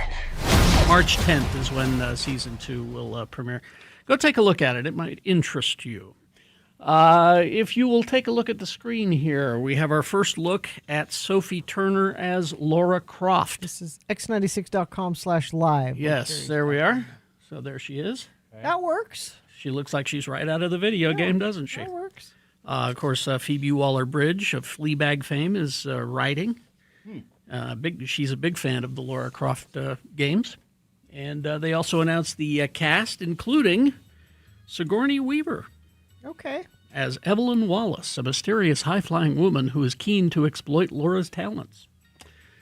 So that will be very interesting. It's a series, and it's coming to Amazon. There you go. So that's her. Another thing I want you to look at here is another video game made into a show. This is a TV series called God of War. And if you recognize Sons of Anarchy's Ryan Hurst, he will be playing Kratos, who is the character that you play in God of War, the TV series at Amazon Prime. And finally this, because, well, I like to keep you up on all the classic Looney Tunes news. The fastest mouse in all of Mexico, Speedy Gonzalez, Bing, bing, bing, is going to be racing to the big screen. Yeah. Warner Brothers has set Jorge R. Gutierrez to direct an animated feature centering on Speedy Gonzalez. Now, Gutierrez, born in Mexico City, raised in Tijuana. He is an animator, writer, producer, director, voice actor. He co-created the show El Tigre, The Many Adventures of Manny Rivera, Maya and the Three. His feature credits include The Book of Life, that Guillermo del Toro produced animated film. But now, previously, Warner Brothers was going to develop a Speedy Gonzalez movie about a decade ago, and it was shot down. The creator at that time, Eugenio Derbez, he was he was going to voice Speedy. During an interview, said that the movie was unlikely to get made because it was seen as politically incorrect. Yeah. I thought the Mexican people love they do. Gonzalez. That's what he said. Derbez said the only ones offended are the Americans. Oh, okay. Yeah. We love Speedy Gonzalez. He's smart. He outsmarts cats. He's a hero. He gets cheese for his people. Ándale. So you're getting a Speedy Gonzalez movie. I always liked Speedy Gonzalez. He's great. And finally, this Zootopia 2 has officially become the Motion Picture Association's highest-grossing animated film of all time. That's weird. $1.7 billion worldwide since it was released in Thanksgiving. I mean, I haven't seen it. It's apparently quite good. Okay. The first one was good. Yeah. And they have great voice actors. Mm-hmm. It's a good concept. Zootopia 2, the biggest animated movie in international markets and in China in all of 2025. It is the second highest grossing animated flick behind Ne Zha 2 and the 9th highest overall after Spider-Man No Way Home. So it's doing very well, and I hear it's very entertaining. So Zootopia 2.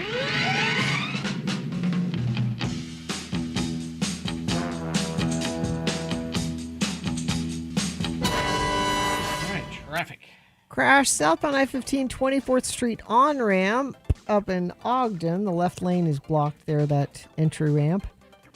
Vehicle fire northbound I-15 SR 177. That's the interchange there in Centerville off to the right shoulder. Crash westbound I-215 south at 350 East in Midvale.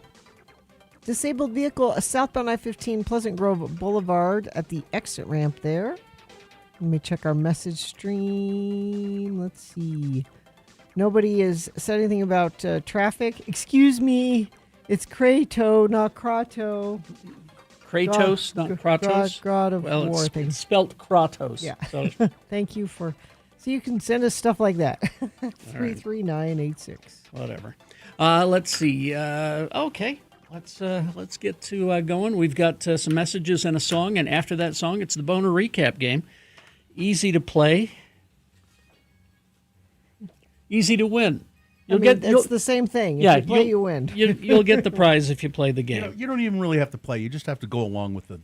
Just nod and smile, and you'll get the prize. What is the prize this time? Tickets to the Loveland Living Planet Aquarium.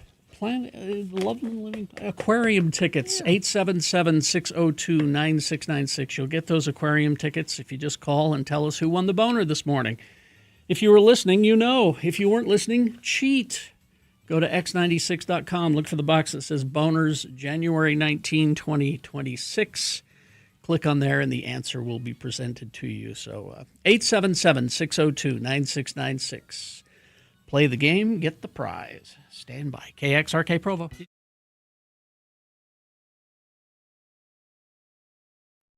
It's Friday the 13th. It is? Yes, it is. And I wondered why that noise kept happening. what noise? I don't hear a noise. That noise. Oh.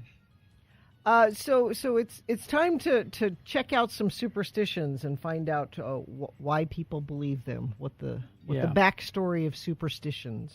All right. Okay. I have a list. It's a list, really. It is a list? I mean, Okay. I don't know if you want to make it official or Well, not. I mean, if it's a list. If it's a list, you have to. We kind of have to. I know people love a good list. All right. It's Radio from Hell with another list, because people love a good list. X96. Superstitions and where they come from. Throwing salt over your shoulder. I know. It's the Last Supper. Well, so common superstition is that spilling salt brings bad luck. However, yes, if you pick up something that's spilled and throw it over your left shoulder, it reverses the curse. Now, why that? And why the left shoulder? I never knew this. I knew what Bill said, but I didn't know it was this specific. So ancient Romans believed throwing salt over one's left shoulder wards off the devil, who apparently hangs out on your left shoulder. You know how you have the devil on one and the angel on the other? Oh, the devil's always on the left. Devil's always on the left. Did you know that? Yeah. Yes, Gina, I live with him every day. And apparently the throwing the salt over your left shoulder hits the devil in the face and he can't see. If you look at the famous pictures of the Last Supper, the famous paintings, I think it's Da Vinci. Yeah. There's at one place on the table, someone has knocked over. Well, not just someone, Bill. Well, Judas. Yeah. Has knocked over a salt cellar. Yeah. So fear of the number 4. I What? didn't know there was. I didn't know you were afraid of the number Well, 4. just like the Western aversion to the number 13, in East Asian countries, China, Korea, Taiwan, and Japan, the number 4 is unlucky. Oh, those countries don't count. In China, the reason behind the superstition is the sound of the number sounds like the Chinese word for death. So that makes me want to know what that word is. It's 4. And in Korea and Japan, the word for number 4 and the word for death is the same word. the same. That's weird. Not weird. You'd think they'd change that. I mean, couldn't somebody just change it? Can't we call it something Let's else? not do that anymore. Rabbit, rabbit. Rabbit. Now, that's something that Jeff Weiss used to do on his Twitter feed. The first of the month, he would put the words rabbit, rabbit. Oh, I've heard of people. So- yeah, It's but I supposed don't to know be what for that luck is. or something like So if you're running short on luck and desperately want to magnify your quota, if you say rabbit, rabbit, the first things out of your mouth on the first day of the month, you get some extra luck because rabbits have extra luck. I don't know why. They but- don't seem that lucky. No, Lucky Rabbit's foot wasn't so damn lucky for the rabbit. Yeah. Was it? I've always heard that lucky rabbits, and I'm like, they don't seem lucky to me. No. In Portugal, if you walk backwards, it's an invitation to the devil. If you walk backwards. Yeah. Sure, I knew that. Why? It says you're showing where you live or which way you're going. Huh? That one doesn't make any sense. That's just, yeah. In Japan, when visiting the graves of loved ones, people tuck their thumbs when they're inside the cemetery. Okay. Mm-hmm. I guess the word thumb means parent figure in Japanese, and tucking your thumbs indicates protecting one's parents from death. Again, couldn't we change that? So I'm going to have my kids protect their thumbs from now on. From knocking on wood. Now that I thought was you did that so that there's elves or somebody that can't hear. The brownies. Yeah, the brownies. When you knock on the wood, they can't hear what you're talking about or something. Yeah. Because What if is you it? say something, That's what it is. They're brownies. Then they're listening, then and they'll go mess up whatever. Like if you like, oh, I really hope my team wins the game. Knock on wood. You don't want the brownies to go mess it up so they lose. Yeah. Russians believe that wishing someone a day before their actual birthday, happy birthday, brings bad luck. You can only wish happy birthday on the day. But Okay. this is in Russia, so. Damn right it's not.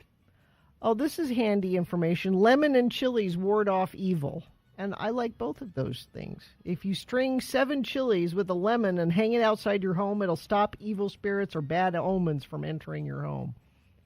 You can also string them on your vehicles and bicycles. This is a Hindu legend. The goddess of misfortune enjoys eating sour and spicy food. So if she comes near your home and encounters lemon and chilies, she'll get stuck there just enjoying the lemon and chilies, and she won't come in your home. Yeah, okay. And have mischief. That makes perfect sense to me. Doesn't it? Mm-hmm. Let's see. And finally, this one, yellow flowers. Okay. Flowers are associated with expressions of different forms of emotions. Of course, red roses express love, white for peace. But in Russia, giving yellow flowers of any kind, doesn't matter the kind of flower, it's inappropriate. It means somebody is going to die, like the relationship can die, or a person is going to die. I found another couple of things for Friday the 13th, things that you should not do. Get a haircut. Don't get a haircut Why on Friday not? the 13th because it will lead to the death of a family member. What? That's what it says. Crossing your eyes. Don't cross your eyes on Friday the 13th. Well, they'll stay that They'll way. get stuck that way. Holding hands under a full moon. That's the perfect time to hold Legends hands. say it leads to distrust. Oh, no. Eating a jawbreaker. You might choke on it if you do it on the... Well, that's just practical. Anytime, yeah. That's Stepping on a crack. Well, you break your mother's back. Staring at an owl through a window. What? Some say this is a sign that death is looming nearby. So we need to ask Frank Christ about some These are all ridiculous. Well, yeah. I mean, it's like you get warts from peeing in the road. You know? No, that one's true. That's styes. Styes. That's right, styes. You get warts from kissing frogs. Frogs, That's yeah, when you yeah. get warts. And the way to get rid of warts, and I believe my mother actually did this one time. You cut a potato in half, and you rub the cut potato on the wart, and then you bury it. You bury it? Yeah. And Your mother did it'll that make. one? I think so. Because when you're saying I think, rub the potato on it, I think, well, maybe there's something about. I think potatoes. I think it was. She did it kind of as a joke, but it is an old wives' tale that's how you get rid of warts. Amanda in the chat room is just flaunting and just daring things to happen. Right. I just cross my eyes and they're fine. Amanda, be careful. Be careful. Black cats, of course, walking under a ladder. Don't open an umbrella indoors. Bad luck will rain down on you, it says. Which is great for Trump because, oh, no, wait, he can't close them. Yeah, he just leaves them He outside. just leaves them outside. Yeah. You take care of that. Yeah, these are all really stupid. Yeah. But still, most buildings. But don't you do most tall buildings do not have a 13th floor. No, I don't do. But don't you do some of them kind of reflexively? No. Like knock on wood. You don't ever do that? No. Or throw No. salt over you? You No. never throw salt over your shoulder? No, it's a waste of good salt. No, I do not. I don't believe I have any superstitions or. I only knock on the tabletop when I've had something that has been served to me that is absolutely delicious. and I've got a mouthful of it, and I want to let the server know that I'm enjoying it. 'Cause That's I'll go, how you do I'll it. Go, That's how I let them know. And that's they know that you have great etiquette. Mm-hmm. Yeah. Do you have any superstitions? I do those things. I knock on wood. And Really? I don't have any. I mean, Yeah, I do don't I think I think do. there are brownies hanging around? No, but you I still do it. them. Yeah, And you say things like, "Well, knock on wood." I do. I say that. Actually, I can see that because pretty much you haven't met a cliche you don't like. And I didn't know about the devil on my left shoulder. It's nice to know where he is now. If you'd asked me, I would have just pointed. I would have just said, Right "Look there. really closely. He's right." See him? See him right there? Yeah. Oh, the terrible things he's saying. Yes. We hope you'd enjoyed another list with Radio from Hell on X96.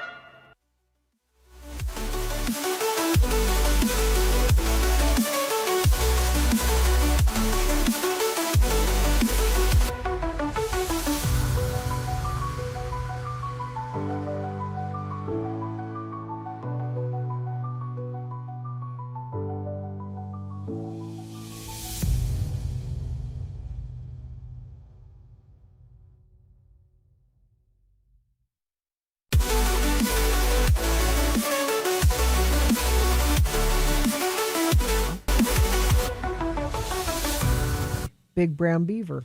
Oh, you found him. Mm-hmm. In Highland. Mm-hmm. That's where he was all this time. All right. Let's see. Yeah. Time for the boner recap. Yeah, I suppose. Do we have somebody there who'd That's like what you to? want- if that's what you want to do. Well, that's what we're scheduled to do. All right. I'd rip the schedule up and leave the room if you'd like. I don't. Do we have somebody there though? Matt is here. Yeah. Okay. Well, I guess we have to do this. Matt, hi. Hi, good morning. What's up? Oh, just getting my day started downtown. Yeah, what are you doing downtown? I talked to you guys a couple months ago. I work at a pastry arts bakery downtown. We are a wholesale bakery supplying coffee cakes and pastries to coffee shops and cafes around the valley. Yeah, cool. And are you a baker? Do you make the cakes yourself, or? I do a little bit of that, but mostly I do like assistant work. Assistant work. Bring me that flour. Yeah, right now, like I'm depanning and cutting and wrapping coffee cakes right now. Depanning. Matt, we need you to depan the coffee cakes. Yes, sir. All right. All right. Matt, what's going to happen here is I'll read 3 boner candidates to you. You tell me which one of the 3 was the winner, and you will win what, Gina? Tickets to go to the Loveland Living Planet Aquarium in Draper, journey through a 40-foot shark tunnel, learn about Utah's treasured wildlife, and discover Utah, meet the penguins, and more at the Living Planet Aquarium. All right, Matt, let's get to this because I think you've got some serious depanning to do. I sure do. All right. Let's see now. So the first, did you hear these earlier, by the way, Matt? I did. Okay, good. The first boner I candidate. double-checked my work. Oh, good. That's always a very, very good idea. The first boner candidate was the Kenosha killer reemerges as clueless as ever. This is that Kyle Rittenhouse, that gun rights poster boy who killed two people in Kenosha, Wisconsin, during protests there, and he got off. He got off scot-free. He fell out of favor for a while, but he's back now. He's back and he feels strong. He's making really strong statements like, prove me wrong. The fluoride in our water is making people gay. Drink clean water. It's Brilliant. Then there was boner candidate number 2. Well, look at it this way. You got 2 surgeries for the price of one. This poor guy in Argentina, he goes in to have what he thinks is going to be a gallbladder surgery. But there was a mix-up of they screwed it up. They got the schedule wrong, and they ended up performing a vasectomy on this man. And he was very upset, but he still needed the gallbladder surgery, so he got that immediately as well. He's not happy, but I say, hey, you got 2 surgeries for the price of one. And boner candidate number 3, this is a guy who is upfront and honest about who he is. He's a suspect in a murder.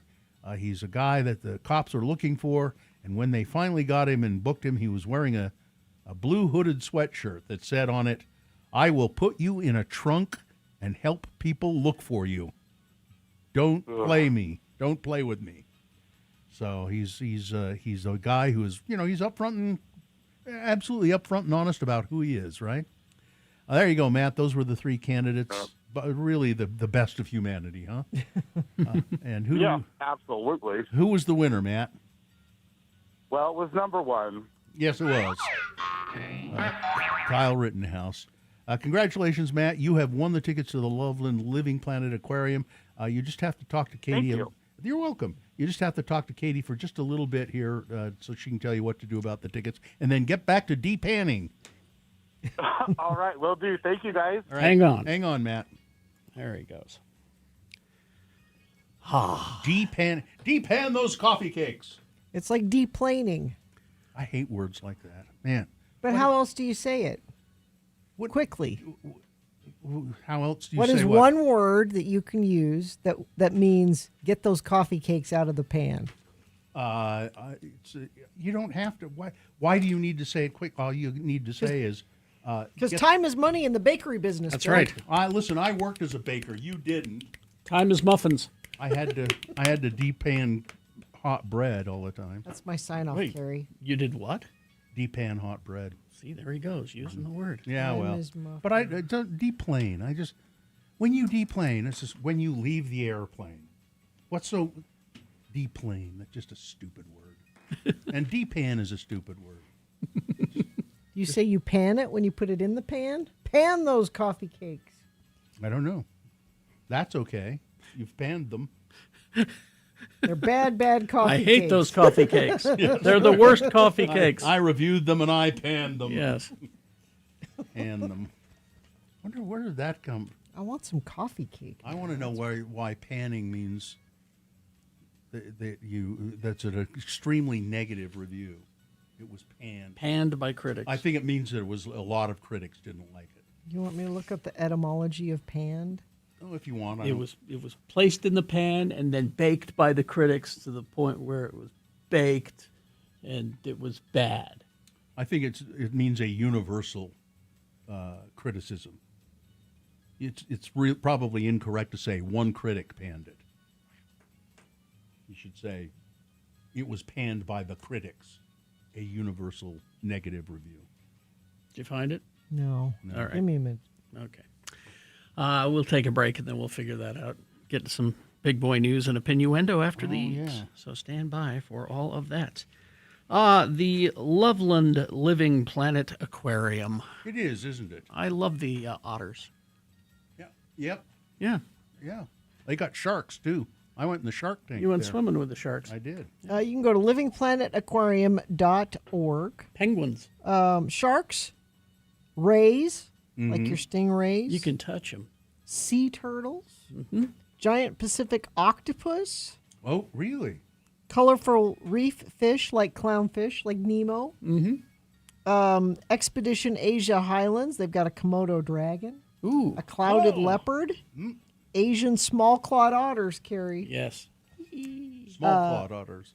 Penguins. Nice. All of that available right here in Draper. You can walk through the shark tunnel, big ocean viewing moments that the kids will talk about all week. It is fun to walk through that tunnel and see everything swimming all over you. There are A lot of people don't know, but all those species, those are native to Draper. there are hands-on touch experiences.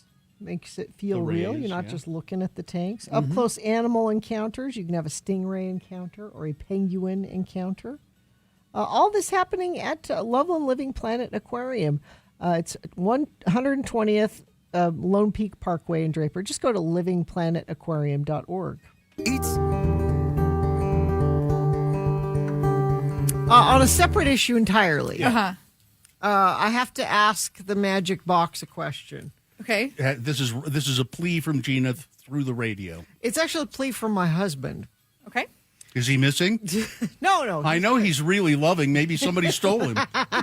Oh, Sorry. That was mean. That's a question. really mean. That was mean. I'm sorry. It was. So the Weenie 500 was this Oscar Mayer weenie race. Oh, the Wienermobiles. With all the different Wienermobiles They racing. did it Indy.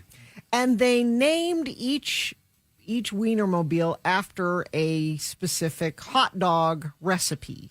Okay. So like a Chicago dog. There are a 6 of them, chili right? dog. Yeah, all 6 beef. So because of this, my husband has decided he wants to make all of the different. What are you gonna do? So what's your plea? Well, so the first one he wanted to do was the Chicago dog, Right. I just had one of those. which is a poppy seed bun, Yeah.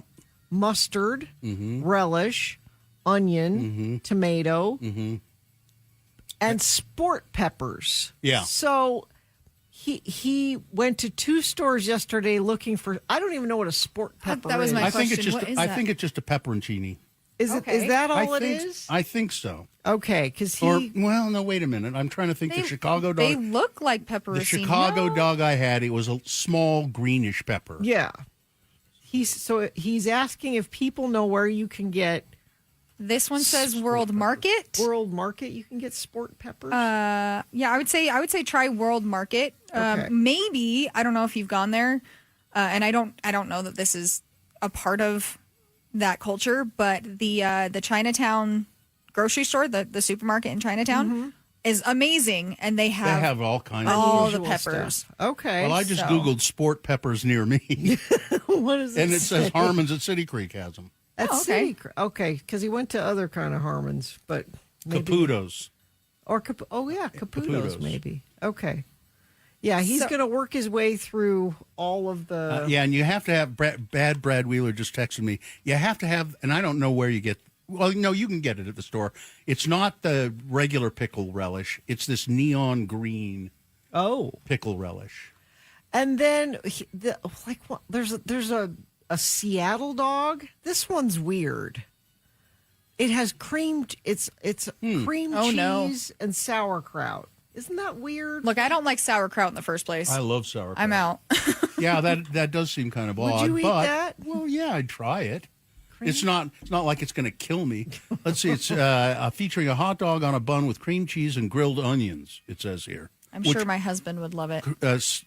Grilled onions makes more sense than sauerkraut. Yeah, it just sounds So how you can do it with grilled onions? okay. Back to the sport pepper. It is a species that many other common peppers like bell peppers, jalapenos, and cayenne peppers.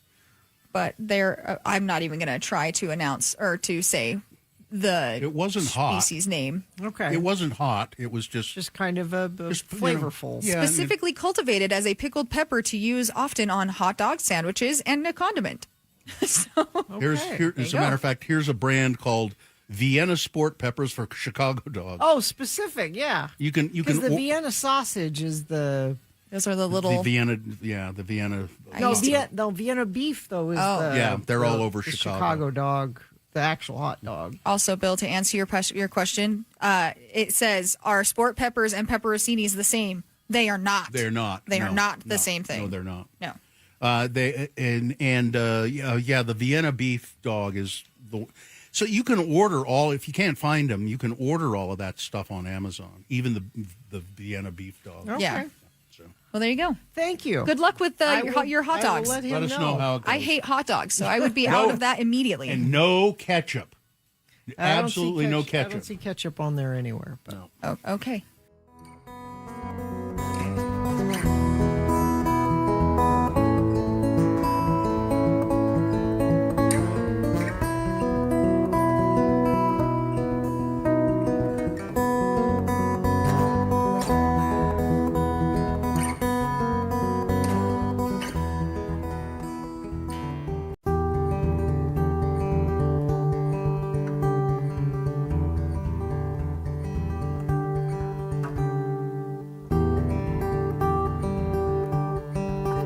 All right, 9:22.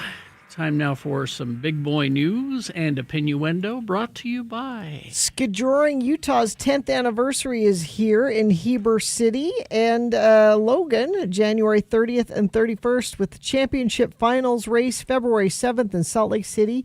Visit skijoringutah.com. You know what that is, don't you? No. It's They told horses. you, yeah.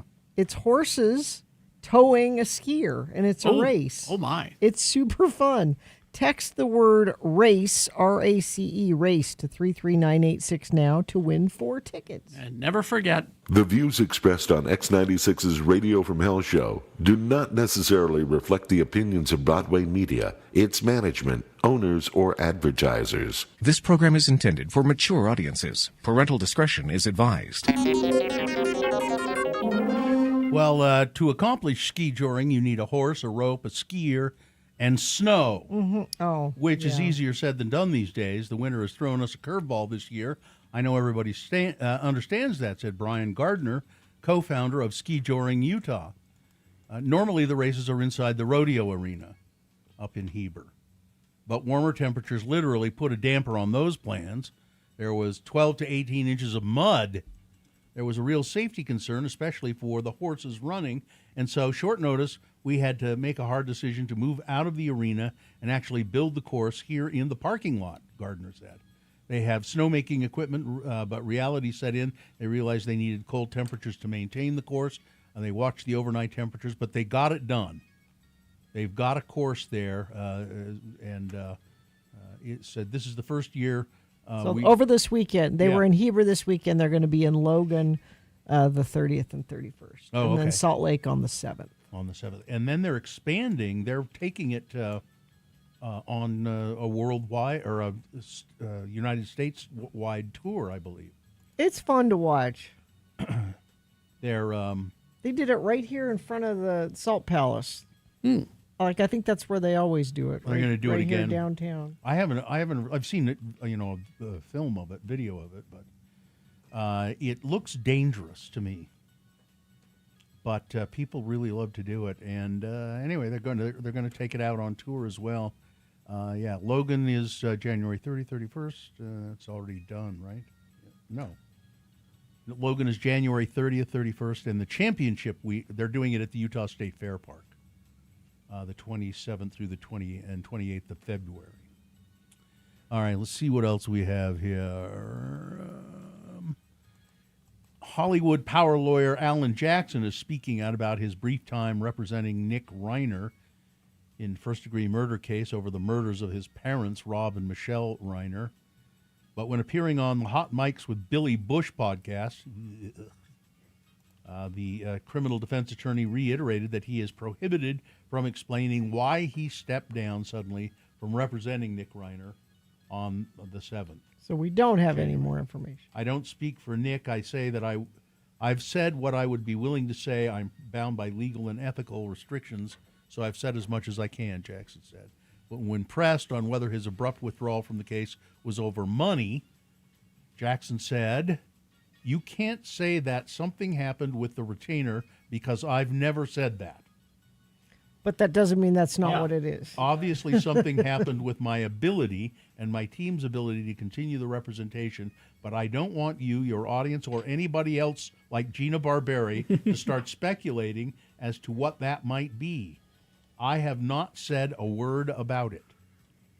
But be clear, just saying I haven't said anything about it doesn't mean it's not that. Yeah. I am bound by legal and ethical restrictions, and I don't want Gina Barberi saying anything about this, Mr. Jackson said.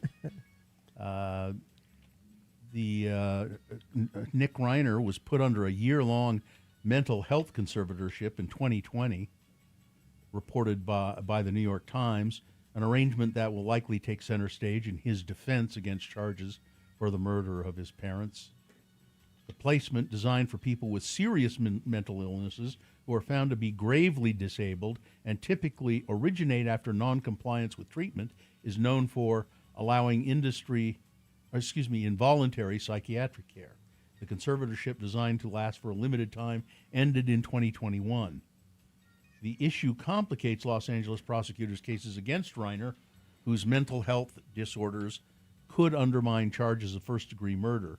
If Reiner's mental state was such that it made him incapable of having that intent, he may be guilty of another crime, including manslaughter. He could also pursue a not guilty by reason of insanity defense, though that would likely be an uphill climb. He was diagnosed with schizophrenia several years ago, and he's been medicated, and What a rough thing. I mean, just a horrible thing that families have to go through sometimes.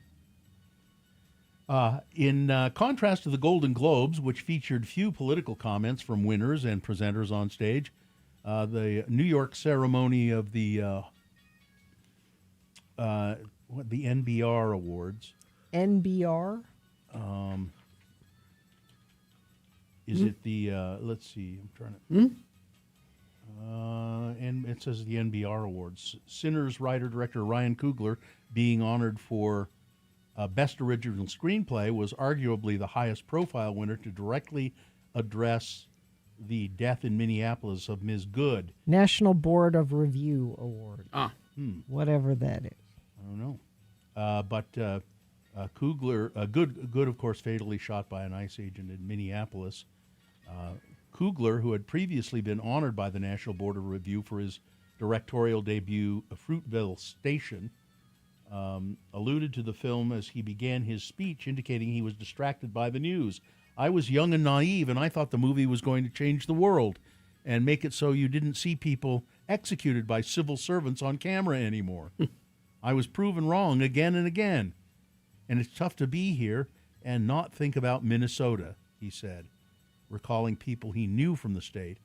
My heart is broken. I can't be here and not think about Renee. He delivered an emotional speech in which he recalled making the film for his late Uncle James, who he said he wasn't with when he died and was instead doing post-production on a film. And he said, it made me feel awful.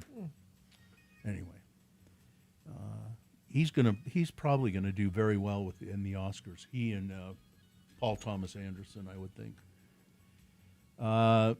Utah film critics got together and they came up with their best pictures of the year. And writer, director, actor Eva Victor's Sorry Baby, a comedy drama about a literature professor trying to restart her life after personal trauma, was deemed the best movie of 2025. That was a Sundance by the movie. Utah film critics. And Julia Roberts at the Golden Globes took time out of her award giving to say, by the way, the best movie of the year was Sorry Baby, and you should all see it. Why doesn't it? I mean, it premiered at the Sundance Film Festival last year, earned the Waldo Salt Screenwriting Award, won the Best Picture category at the festival, but I have heard nothing about it. If it's the Best Picture of the year, the movie received the most awards from the Utah critics was Sinners, Ryan Coogler's Sinners. It won in 4 categories. And they gave Michael B. Jordan a lead male performance, best Utah Critics Award. Delroy Lindo as supporting male performance. And they have awards of the Utah film critics called the Vice Martin Awards. Yes. Named after Jeff Weiss and Jimmy Martin. And so it's genre. Yeah, the winners, let's see. The preteen Alfie Williams, who was in 28 Years Later, won the Vice Martin Award. Yeah, it's for genre movies specifically. Yeah. Like Warfare. The winner was Warfare, and they gave what's her name, Amy Madigan, a best supporting for Weapons. Actor. Yeah, for Weapons, best supporting actress. So. All right. Weather. Sorry. Yeah. It's not you. You're not. I know. I just hate to be the bearer of bad, boring news. The bad air building back in, haze building back in. No chance of rain even. Well, at this point, we'd be thrilled with rain, right? Yeah. It doesn't even have to be snow. Next chance looks like maybe on Friday. So I guess start praying for Friday for that to be a thing. That's your weather. All right. Thank you very much. Listen to It is the 23rd century. Humans have left the lowly confines of planet Earth and have sought their destiny among the stars. While many things have changed, one constant remains: the need for young men to venture forth and do the work of the Lord. This is the tale of two such men who at the age of 19 have answered the call of their general authorities and are embarking on a 2-year mission to spread the gospel throughout the galaxy. This is the story of Space Elders. Today we find our elders roaming a desolate, uncharted, dark, smelly planet, looking for someone or something to convert. It is sometime between breakfast and lunch. Oh, man, I don't feel so well. I warned you against eating eggs you found in the middle of nowhere on a planet that isn't even on the map. But I was hungry. Besides, they were tasty. Well, if you don't feel well now, you have no one to blame but yourself. Come on, we're falling behind schedule. How can we have a schedule on a planet with nothing on it? We won't know if this planet is uninhabited until we explore some more of it. Come on, let's go. What the flip? Lehigh, help! Ew! George, it looks like your breakfast isn't setting well with you. What the heck is that? Looks like the planet is inhabited after all. Get it off me! Stand back. I'll take care of it. Oh, hi, ma'am. Who are you? And why in heaven's name are you pointing what appears to be a flamethrower at my companion? Name's Ripley. Lieutenant Ripley, and I'm about to torch that little critter before it gets a chance to make a run for it. Hi, my name is Newt. Well, it's nice to meet you both. I'm Elder Christiansen, and this is Elder Jensen. Hi. We represent the Church of Jesus Christ of Latter-day Saints. You know, the Mormons. We were wondering if you'd ever heard of our church, and if so, if you'd like to learn more. Enough with the chit-chat. I need to kill that monster before it grows any bigger and has a chance to fight back. Now, Lehigh, wasn't it? If you would just stand back a bit so I can get a clear shot at your friend's chest. What? I will do no such thing.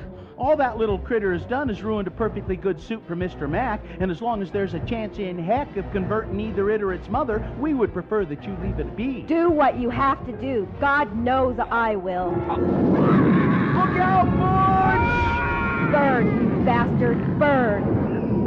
Sorry, I meant the alien thing, not your companion. Butch, you okay? Butch, speak to me. Is this the end of Butch?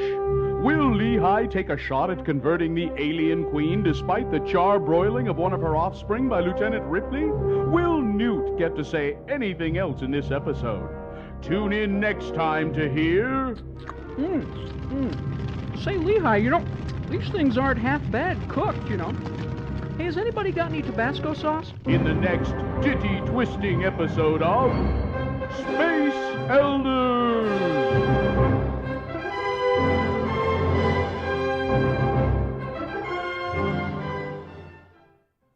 Call this day drinking. This is refined.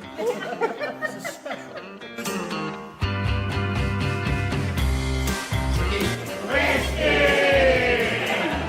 Cheers, everybody.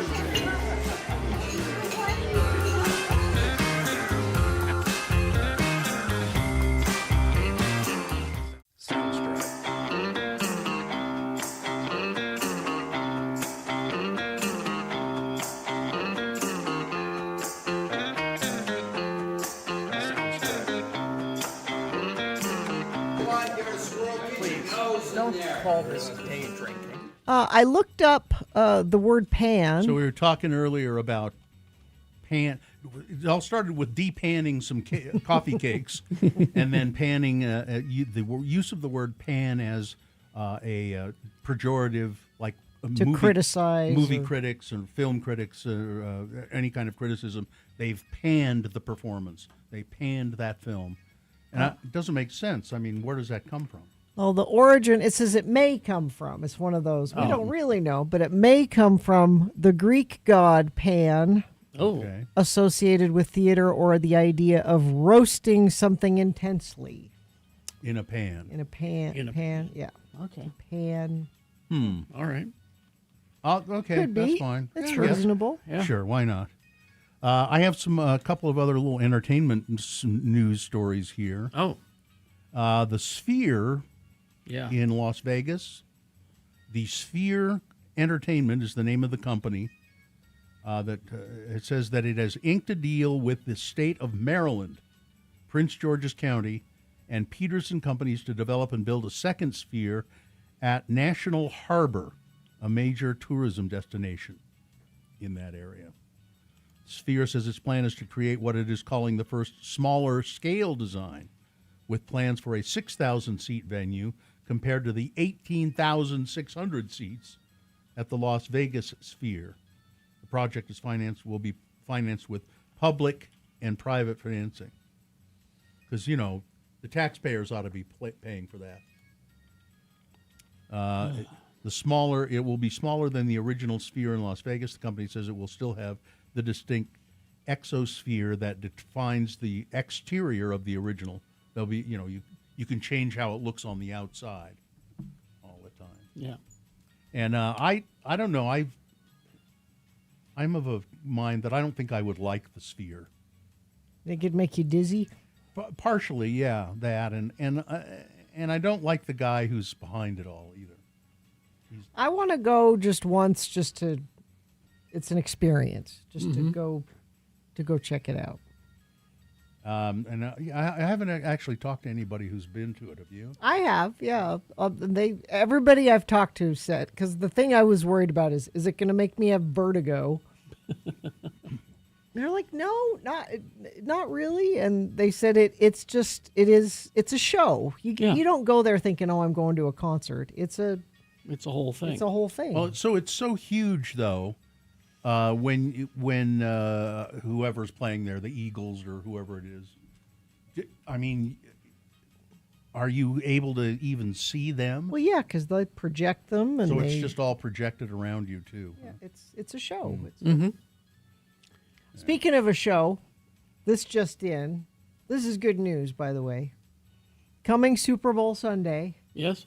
The opening ceremony. So before the Super Bowl. Mm-hmm.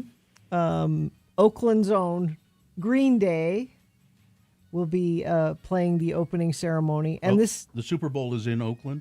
Well, no, I mean it's at Levi Stadium. Oh, the San Francisco. But it's in the same. It's general area across the water. But they have the opportunity, because what they have been doing the last couple of years when they do American Idiot, instead of the line "Redneck Agenda," they've been saying MAGA agenda. They've been replacing some of the words with.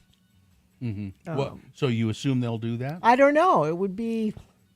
I mean, American Idiot's one of their biggest. They have to do American Idiot. I would think you'd want to do that. Yeah.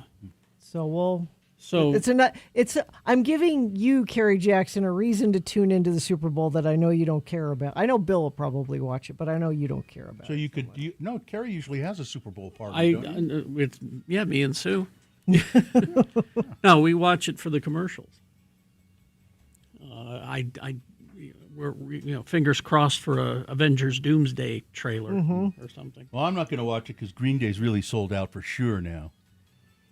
They're just a pop band, and sold out.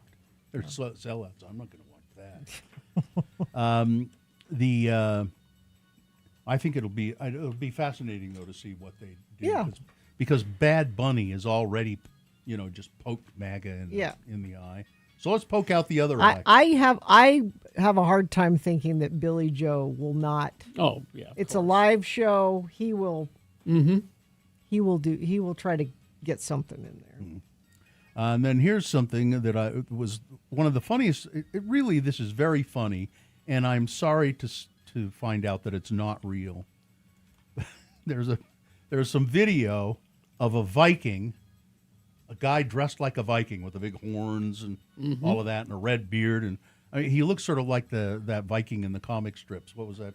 Hagar the Horrible. He looks kind of like Hagar the Horrible, and he's in a bathtub on wheels, being chased by ice agents. I don't know if we have a picture. You of for that. a second thought that was a real. I just saw the still of it, and I thought, God, that's really great.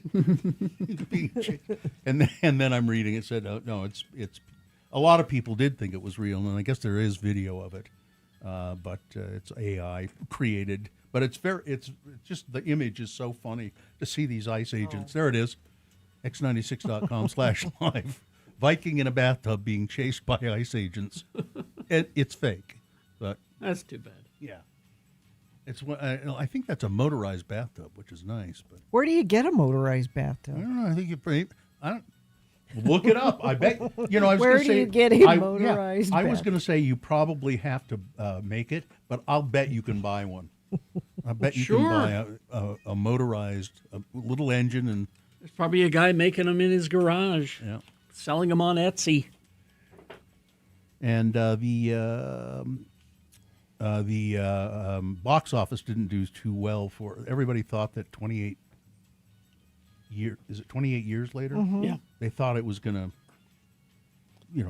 be really big, and it was just kind of a very soft. It's because Katie and I didn't go. When we go on this, let's pick a day this week. We need to go. The Bone Temple is coming in behind expectation. Oh, because Avatar beat it. That was the only reason that they said that it did okay. Yeah. It was expected because Avatar has been number one for so long. It was expected that the Bone Temple would take it over, off, but no, but it didn't. Yeah, it's Avatar's in its fifth weekend, and still number one. It's because people want to go and see it on a big screen because it's one of those movies. I don't get it. I really don't get it. I saw the first one, and that was enough. I was so bored by the first Avatar. I don't generally talk during movies, but I just kept talking to I think I was with my wife, and what? It's unobtainium, really? Well, they can't obtain it, Bill. Yeah, it's unobtainium. Well, you can't obtain it if it's unobtainium. I don't think you can. Anyway. It was just so hokey too. It was supposed to be all this mysticism and nature, and just creeped me out. It was terrible. Terrible and boring. Is that what we're ending on? Terrible and boring? Well, we could go back to Viking in a bathtub.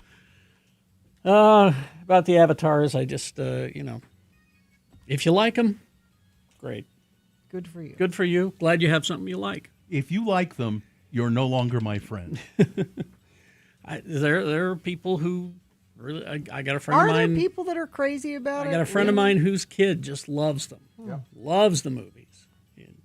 Sees them repeatedly. So I'm like, hey, whatever. If you like them, you like them. Let people have their thing, whatever Yeah, it is. I don't care. I don't have to have any part of it. So don't if you want to still be my friend, don't tell me that you like Avatar. Or if you want to get rid of me, tell me you like Avatar. I've been trying to think of a way to break up my friendship with Bill. Yeah. Finally, I have a thing. That's I'm the way to starting do a it. church that worships Avatar. Okay, see you later. Phew. I'm out. All right. We'll take a break, play a song, and we'll crawl towards the exits after this. Stand by.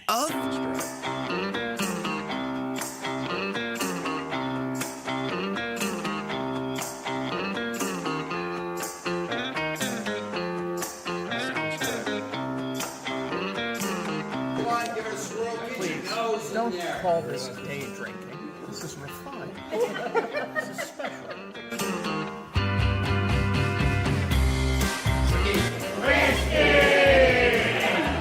Cheers, everybody. A couple of minutes here if you've got anything. Somebody here says in texting, Jelly Roll is terrible. All good songs. I think it probably means all of his songs sound the same. He's always a sinner and then whining about it. Yeah.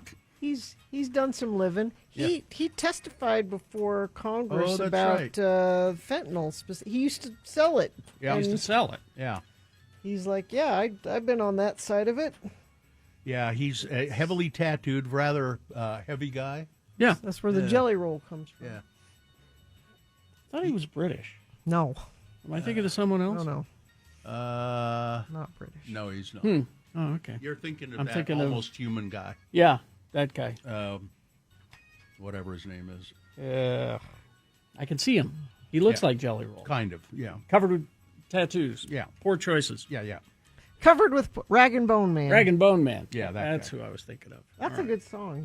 That is a good song. Mm-hmm. Oh, let's see. Any plan? I'm just waiting for vacation. That's Yeah. You're not going to go anywhere, right? Because you just went on a cruise. Well, You should go somewhere. see, Sue's got to work that whole week. It's spring break is what we're talking about. Spring break. And so You can pick a different one. I was thinking about maybe going to Disneyland by myself Oh, again. okay. Sue suggested that last night. Is there stuff you didn't have time to see while you? lots. So Lots of stuff. Why don't you go to Disneyland? Yeah, maybe I will. I don't know. I'm going to go to Puerto Vallarta. are you Airbnb-ing or hoteling? Oh, he's cruising. Going to a resort.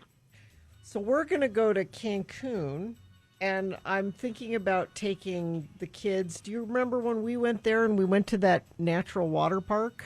Yeah, it's Shellha. Yeah. Where you floated down the I didn't river? go, but I heard. Oh, you didn't go? No, I didn't go, but I heard good things. Shellha It was was fun. incredible. They had. Or did I go? They had a great huge lagoon The there. trip was a blur, where I'll tell you. where you could snorkel Mhm. with all these different kinds of fish. Yeah. They had a baby manatee there that they were taking care of. But you can float this river, Yeah. and the water's pretty warm, if I remember Yep. correctly. Very and nice. So we might do that. It's an artificial river, but it's very well done. And they have a gift shop. A gift shop. Well, but they thought of everything, didn't they? Isn't that? See, I was a little worried about that area because isn't that close to Tulum? Why would you be worried about that Because area? there were cartel people killing each other at Tulum. Are you trying to ruin my vacation? Well, I didn't. I thought maybe you already knew that because it's been in the news. You seem like the kind of person who would look that up. Yeah. I mean, I don't know. What was it Puerto Vallarta or Cancun where we went to the Congo Bongo? What's the Congo Bongo? Because I don't think. Oh, I didn't go to that. You didn't go. I don't think that was where the Spider-Man and Green Goblin flyover Yes. happened. Yeah, no. I Was it I Cancun? or- think it was Cancun. Was it Cancun? Yeah. Because that was a great time. Oh man, I Are you drank. sure? You sure it wasn't? I might have been Mazatlan. Was it Mazatlan? Yeah. I can't remember. We went to Mazatlan at least twice. Have we been to Mexico three? Remember when We've we been used to do Mazatlan stuff? twice. We've been to. We used to do stuff. We've been to Mazatlan twice. We've been to Puerto Vallarta, and we've been to Cancun. Cancun, or Playa del Carmen. Right. I was pregnant with Festus. This is how long ago that was. When we were in Puerto Vallarta. And thank God there was a Planet Hollywood there. I would have starved. You know, That wasn't the time. That wasn't the time. No, it was the trip where the listeners came with us. Yeah. And that was Cancun, I think. there were capybaras all over the resort place that we stayed. Oh, the little piggy-looking things. Yeah, they were It adorable. was an all-inclusive resort, I Mhm. remember. And I remember that resort like served the same food every day, Every day. all day. It But- was like the same buffet. But all day, every I day. drank so much at the Coco Bongo that I just remember clutching to the floor as Spider-Man and the Green Goblin went above me. I remember that. Somebody help me. Now that I think about it, were they there? I feel like they were. I had heard No? other people talking At about some it. point, my wife and her friend Jiwan were down on the bar dancing. Mhm. I remember at some point. Yeah. Somebody says we were there last year. It's perfectly safe. They have military and police on patrol everywhere in tourist areas, which makes you feel good when you see that. Yeah. The Coco Bongo is in Cancun. Ah, there we go. That was the trip. I lived- 2009. Yeah, because Steph. Oh, went. yeah. Okay. Playa del Carmen. Playa del Cancun. Carmen trip. Yeah. Yeah. And somebody says Shellha 2 years ago, all inclusive with food and booze now. Yeah, I don't think they had booze when we were. It's been quite a while since. Oh, we I'd were forgot. I'd forgotten. They have you could. They have a hotel at Shellha. I don't remember that, but I just remember going there, and that's where we got that bottle of tequila. Yes, with our picture on it. Yes. Oh, that's right. I And forgot I about that. think it might have been Puerto Vallarta where I went. Sue and I went and stayed at an all-inclusive where they did the turtle release thing, Well, which the was absolutely amazing. the baby turtle they hatching. they had baby turtle eggs on the beach, and then they let us go out and release the baby turtles Oh, into the wow. ocean. And I remember they were so cool because they were just like a 50-cent piece, Mhm. just. And you'd say, okay, put them down. They have to crawl in. They have to earn. You can't just drop them in the water. You can't just put them in the water.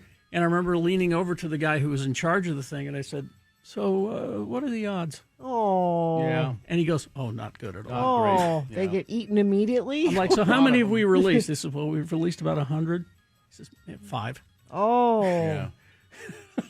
Carrie, the show, they got great shows at the Coco Bongo. What's They've happening? got the Samba show. Okay. They've got The Mask, like Jim Carrey. Yes, The Mask. of course. Then they've got the 300. I think that's like the. This is Sparta. Yeah, that. And a Beatles show. And a Beatles show. Yeah. Not the return of Spider-Man and the Green Goblin. It doesn't. No. Because that was really cool. And I think they're like sort of, Cirque du Soleil style extravaganzas. Somebody says, would you guys broadcast from other places? I'd want to know, would friends of the program want to go on a trip with us somewhere again? They have in the past. Yeah. Is that something people would want to do? Yeah, we'd do shows from there, yeah. Yeah. I'm just throwing it out there. All right. Who knows?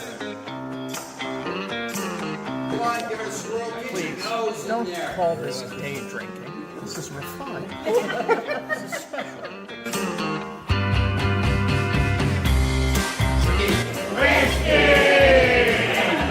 Cheers, everybody.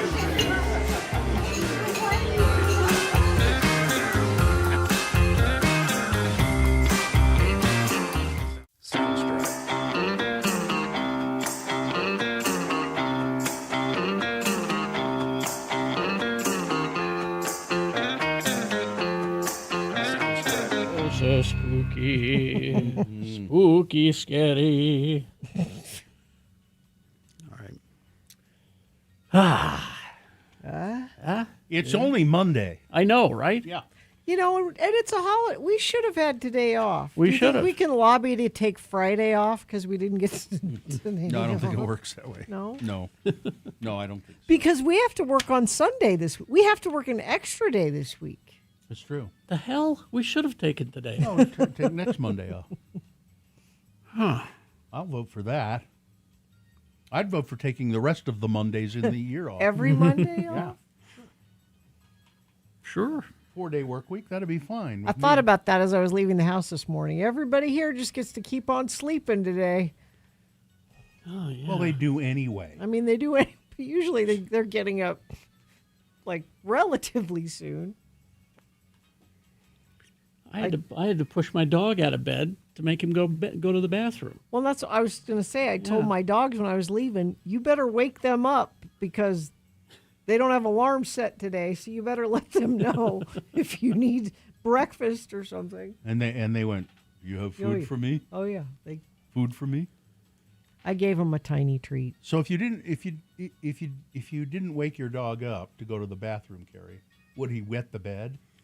No, it's just that I shut the door to the bedroom while I get ready so I don't make so much noise to wake everybody up.